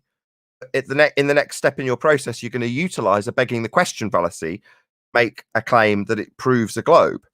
It's two fallacies. Burden of proof reversal fallacy in the first instance. How does this work on your flat plane that you're not making a claim about in this regard with this example? That's your first fault. Second fault, you're using a begging the question fallacy, which is to say you're assuming your outcome of a spherical Earth, saying, well, based on my P statement, if the Earth is a sphere, I will have these satellites pointing up in the northern hemisphere, out at the center, and down in the southern hemisphere. Therefore, because they do exactly that, that can only work on a sphere. It's an affirming the consequent formological fallacy. There you go. That's the issue. I never claimed that. What I said was that the angles of the orientation where they're pointing, they would match the heliocentric model, but if you were to plot them on, let's say, sphere. Yeah, that's what I just said. Okay, that's not what I was going to say. I'm saying if you try to plot those angles on a flat surface, they wouldn't point all at the same place. Well, and that's the thing that Well, hold on. You said on a heliocentric model. Are you in live stream? Can you show us what that heliocentric model is? We've never seen it. No, I'm pretty sure you've seen it. I have never seen a model of the heliocentric religion. Well, it depends on what your definition of model is, because we want to see it. Whatever you're saying the model is, like you got that. That'd be cool. A ball. Yeah. You got that. Show us. Yeah, no, I'm not going to tell you that. But why? But why? This is the thing, though, right? We're told all the time, you flat earthers, you guys don't have a model. Hey, But do you now guys- we're sitting here asking you, where's your model? Because you said you got one, and it's funny. It's funny because if I were to ask, do you have something to represent where we live? To you guys, would you guys show me anything? Yeah, we live on Earth. Yeah, Okay. hold We on. don't care about models. Models are reification fallacies. We don't care about that. But you guys are the ones that assert that you don't know what we're talking about because you don't have a model. So where's your model? I didn't say that. I'm not saying you personally, right? Mhm. But your side, the guys who believe that we're all retarded because we think we live on a flat You stationary know what? plane. I don't think you get retarded. I never claimed that either. I'm sorry if other people think that you're retarded, but Yeah, like I well, said- okay. like I said, you the- guys asking me what? I'm sorry, I didn't mean to cut you off. Go ahead. No. I'm just saying, like, it's funny, right? That we ask very simply, do you guys have the model? Mhm. And we don't ever get it. No. When we're told all the time, you guys don't have a model. No. Right? Okay. You claim that you never get it when you got your request to see the model, even though you know what the heliocentric model is, and that's what I was referring to. I don't know it. I don't know. One second. Let me just try once more, Carlos. Right. In your statements, you said the heliocentric model. It was very clear what you were referring to, and there is a heliocentric model, which, let's face it, 95% of the Western world are under the impression they're standing on. It's an established, understood model. Now, we don't assert a model here, specifically here. Now, Right. yeah, there are other flat earthers, if you want to stereotype, that do. We don't. You definitely did. But we're saying, given that you have definitely detailed and even verbalized the heliocentric model in air quotes, and we just see it, you're saying, well, you know what it is. No, that's not what we want, though. We're detailing the fact that we never actually get to see it. No one actually shows us the model. So you never seen the representation of the heliocentric model where we live? Nope. You never seen? Have you ever zoomed out on Google Earth? Oh, Google Earth is your Google model. Earth. Okay. No, it's not. I'm getting somewhere. Have No, you it's ever- not. That was quick. Yeah. So I can tell you guys asked me to see the model. That's really been around funny. a So while, you can make fun of it. Ha ha ha. But No. what- I can tell you've been around a while because straight away, as soon as you said Google Earth, slipped it out accidentally, we pounced on it and you went, no, not Google Earth, because presumably you've been around a while, and I could tell that just because your attraction was so quick. But why Okay. have you gone not Google Earth, if you don't mind me asking? because QE said, "Oh, Google Earth is your model." I said, "No, Google is not my model. That's a representation of the heliocentric model." Wait a second. How can it be a representation of the heliocentric model and then not be the model of heliocentrism, sir? Because it's not complete. That's all That's it is. It's a contradiction. You just contradicted yourself. Sure. Okay. So that's the one we're looking for, the complete one.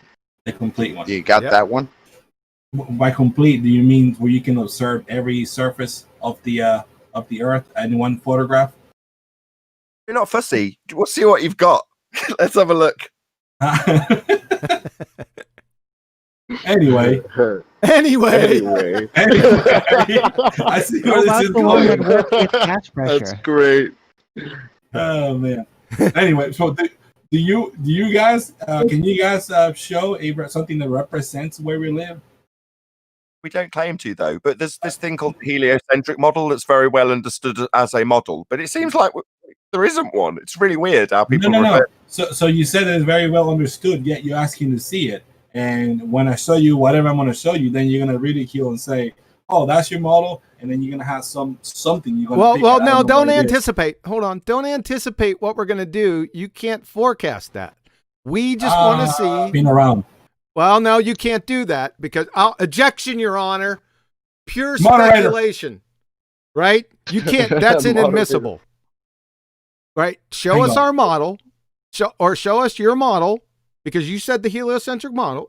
Listen, that's not You show me unreasonable. yours first. What's that? I said, you show me yours first, and I show you mine. A little quid pro See, quo. but here's the thing, though, Carlos. You never ever hear us say the flat Earth model here. At least not here. Sure. What's it I, called? I think you say the flat Earth. What's it Yeah, called? because the Earth is flat. We don't live on a model, bro. Okay. Yeah, I'm not gonna go down the rabbit hole of model. We don't live on a model. That's all that means. No. Hold on, Carlos. Right. Yeah. We haven't given you a name of a model for you to say, well, show us the xenomorph model of the flat Earth, because we haven't named one. You've definitely named, heliocentric model. Mm-hmm. There's one that's been described, and we're saying, can we see that one? And you're saying, oh, you'll ridicule it. Well, to be perfectly frank with you, there's no past experience to go by in terms of whether we would or wouldn't. No one's ever shown us one. Have you ever seen a globe in a library, Nathan? I turned it over. Is that the model? Hold on, guys. Hold on. Hey, Chocolate, Arwen, relax. Yeah, let Nathan go. I turned it over and it said, not for educational purposes. This is a toy. Well, that's very sad. So it must have been for decoration, not for educational purposes. Ergo, the sticker. It's amazing. It says it on the bottom of all of them. Oh, okay. So all of them say that, Nathan. Okay, you look at every single globe, and every single one has that sticker. Yeah. Only that there's like documentation of it. So DITRH will go around, turn them over, and filming it. It's really amusing. I've done it myself too. I've gone to Walmart. Oh, sorry. Yeah, check it out. Walmart. Are you saying that are you saying that the globe in the library is that the heliocentric model? No, well, depending if you had the sticker that said not for educational purposes, it probably wasn't very So accurate. what if it didn't have the sticker on it? Then it probably was a pretty close. That would be the model. That would be the globe in the library. That would be a very close representation of the model. Okay. Oh, guys, how about just asking for a virtual simulation? Oh, and hold on. One more thing. You understand what heliocentric means, right? Yeah, the sun is in the middle. Sun? Where's that in this model in the library? Exactly. See what we're saying? That's what I'm saying. It's a close representation of where we live, which is part of the heliocentric model. If you, as a whole, let's say, okay. You know, when I say heliocentric model, yeah, obviously, when you see just the Earth, the globe, you're not gonna expect to see the sun somewhere else. You can go to a planetarium or something where they won't even have it close to the actual scale, because it will have to be really far from Earth to match. But anyway, yeah. Do you? Planetarium. Hold on, planetarium. Let's just address that. So I've been to a planetarium, standing on a flat surface though. What? Flat in the planetarium. What about it? The heliocentric model based on an observation of stars in that aspect from a curved ball Earth surface. What shape is the roof that the stars are usually on? I don't know, but you know, like I said, originally I came here asking the question of the mechanics of the satellite communication, that we moved to the planetarium, and now the dome's shape of the planetarium. Yeah, because you circled us back to it after we demolished that little. Demolish what? We demolished. You want me to rewind the presentation to go back and listen to our answers to your non-claim? But excuse me. If it's okay with the moderator, I'd rather not. Moderator. Moderator. I like this guy a lot. You're a good sport, Carlos. Well, so are you, guys. That's what right now. So far. But So anyway, far. yeah. So far. No, but sincerely, I've yet to hear anybody, you know, kind of break down how that would work on a flat plane. Right. Well, this is my show for that.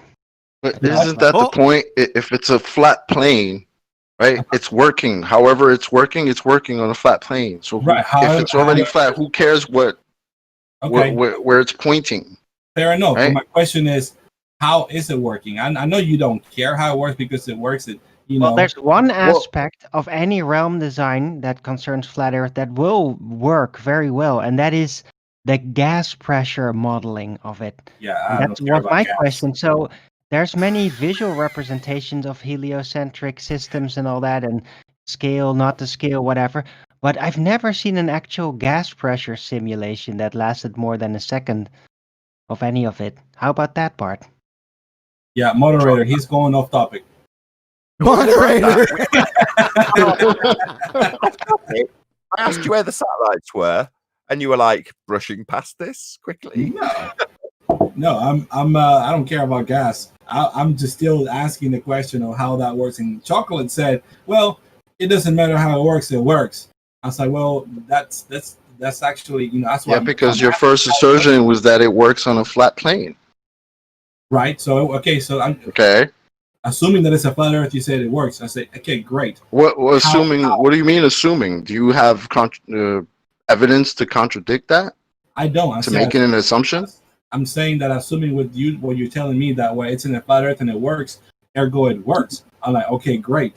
How does it work? It's your claim that you came in here with. No, I came here with a question, Chocolate, asking how does it work on a flat plane or the flat Earth. I didn't make any claims when I came in here. Okay. So once again, it's just questions that I'm asking. And as you said, it works on a flat Earth. That's all I care about. You don't care about the mechanics. And well, shoot, I'm not gonna give my answer. Well, I'm sure I could find out if that was a particular subject I was interested in finding out. But you just came in. It's literally the equivalent. Remember the gas station? You just walk up to somebody, ask them to explain something they never made a claim about. That's what you did. That was pretty embarrassing. They told me to yeah. So I mean, that's where we are. I'm not trying to come at you in any way. It's just, like you said, you guys don't really have any interest in that, and so then I didn't get my answer. That's all I'm looking for. Somebody who's interested in looking into it and breaking down how it works and compare it to the mainstream understanding of how that works. Oh, mainstream. What's mainstream. Oh, is that the heliocentric model stream?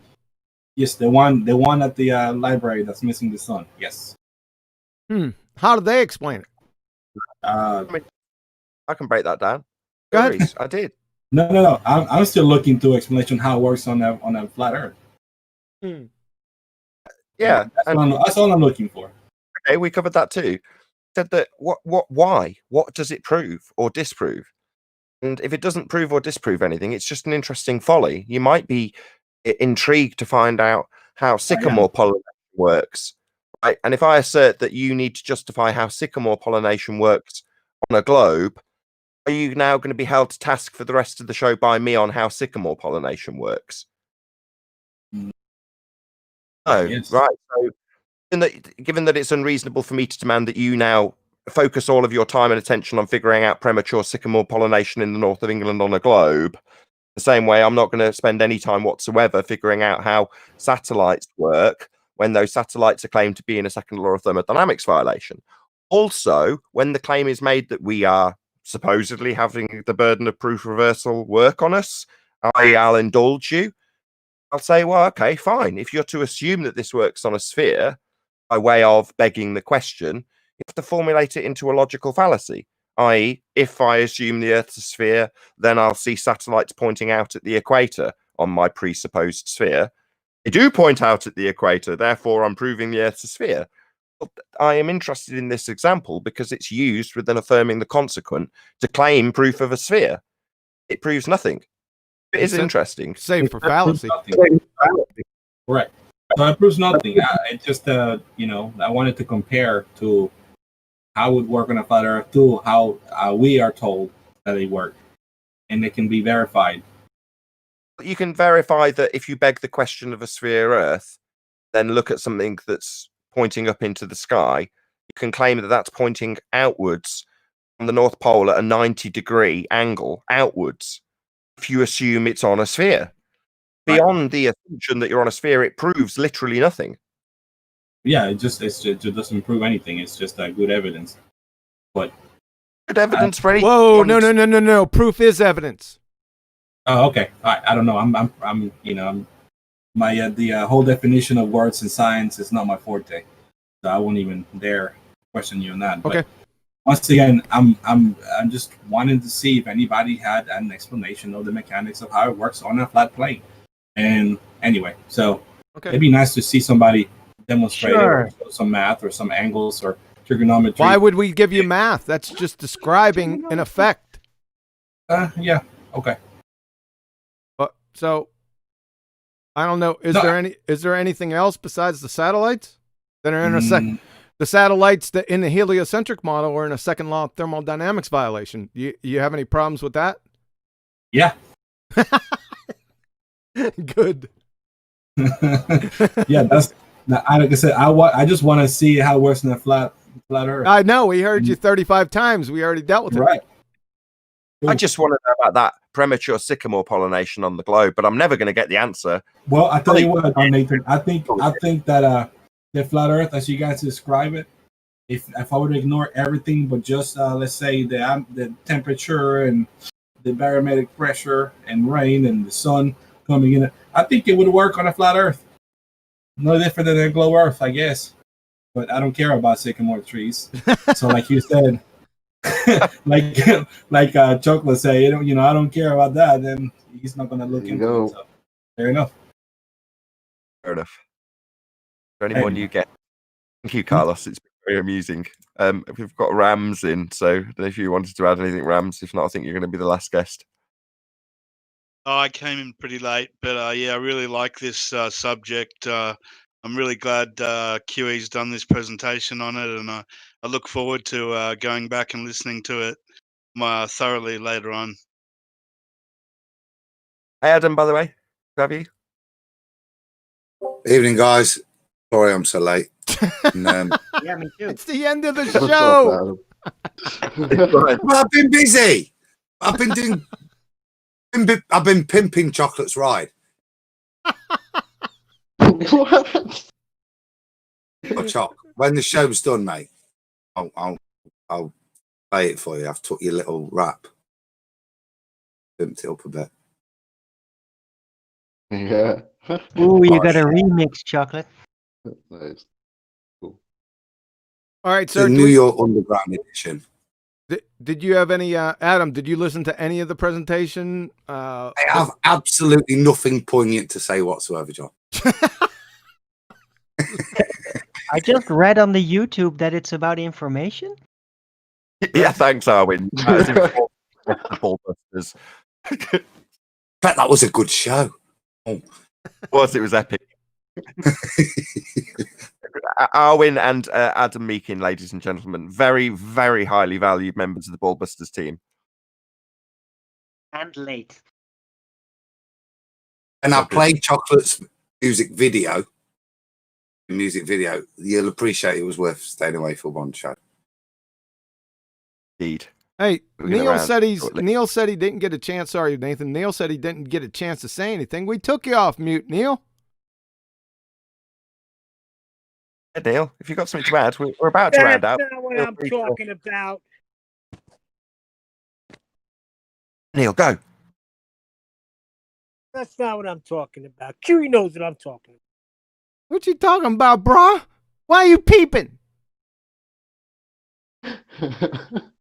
No, I'm good. Fair enough. We'll go down the list with the BALLBUSTERS.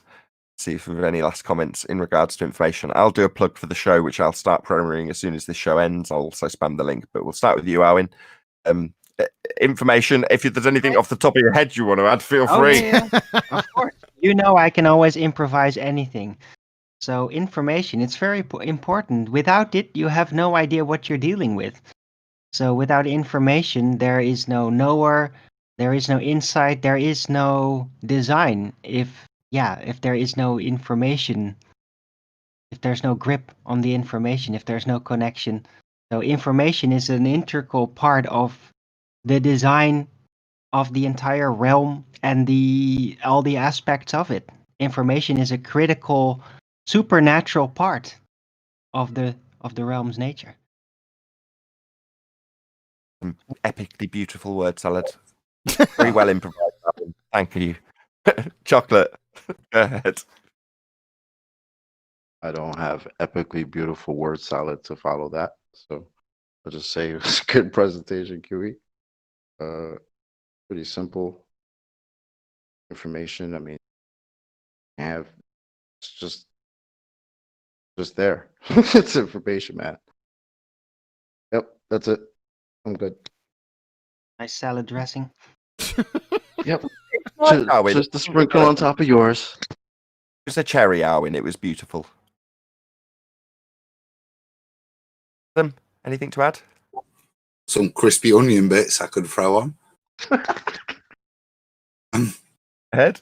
I mean, information is a prerequisite is to have a creator of the information. So if you can demonstrate that there is information in the natural world, then that logical step isn't a bigger leap.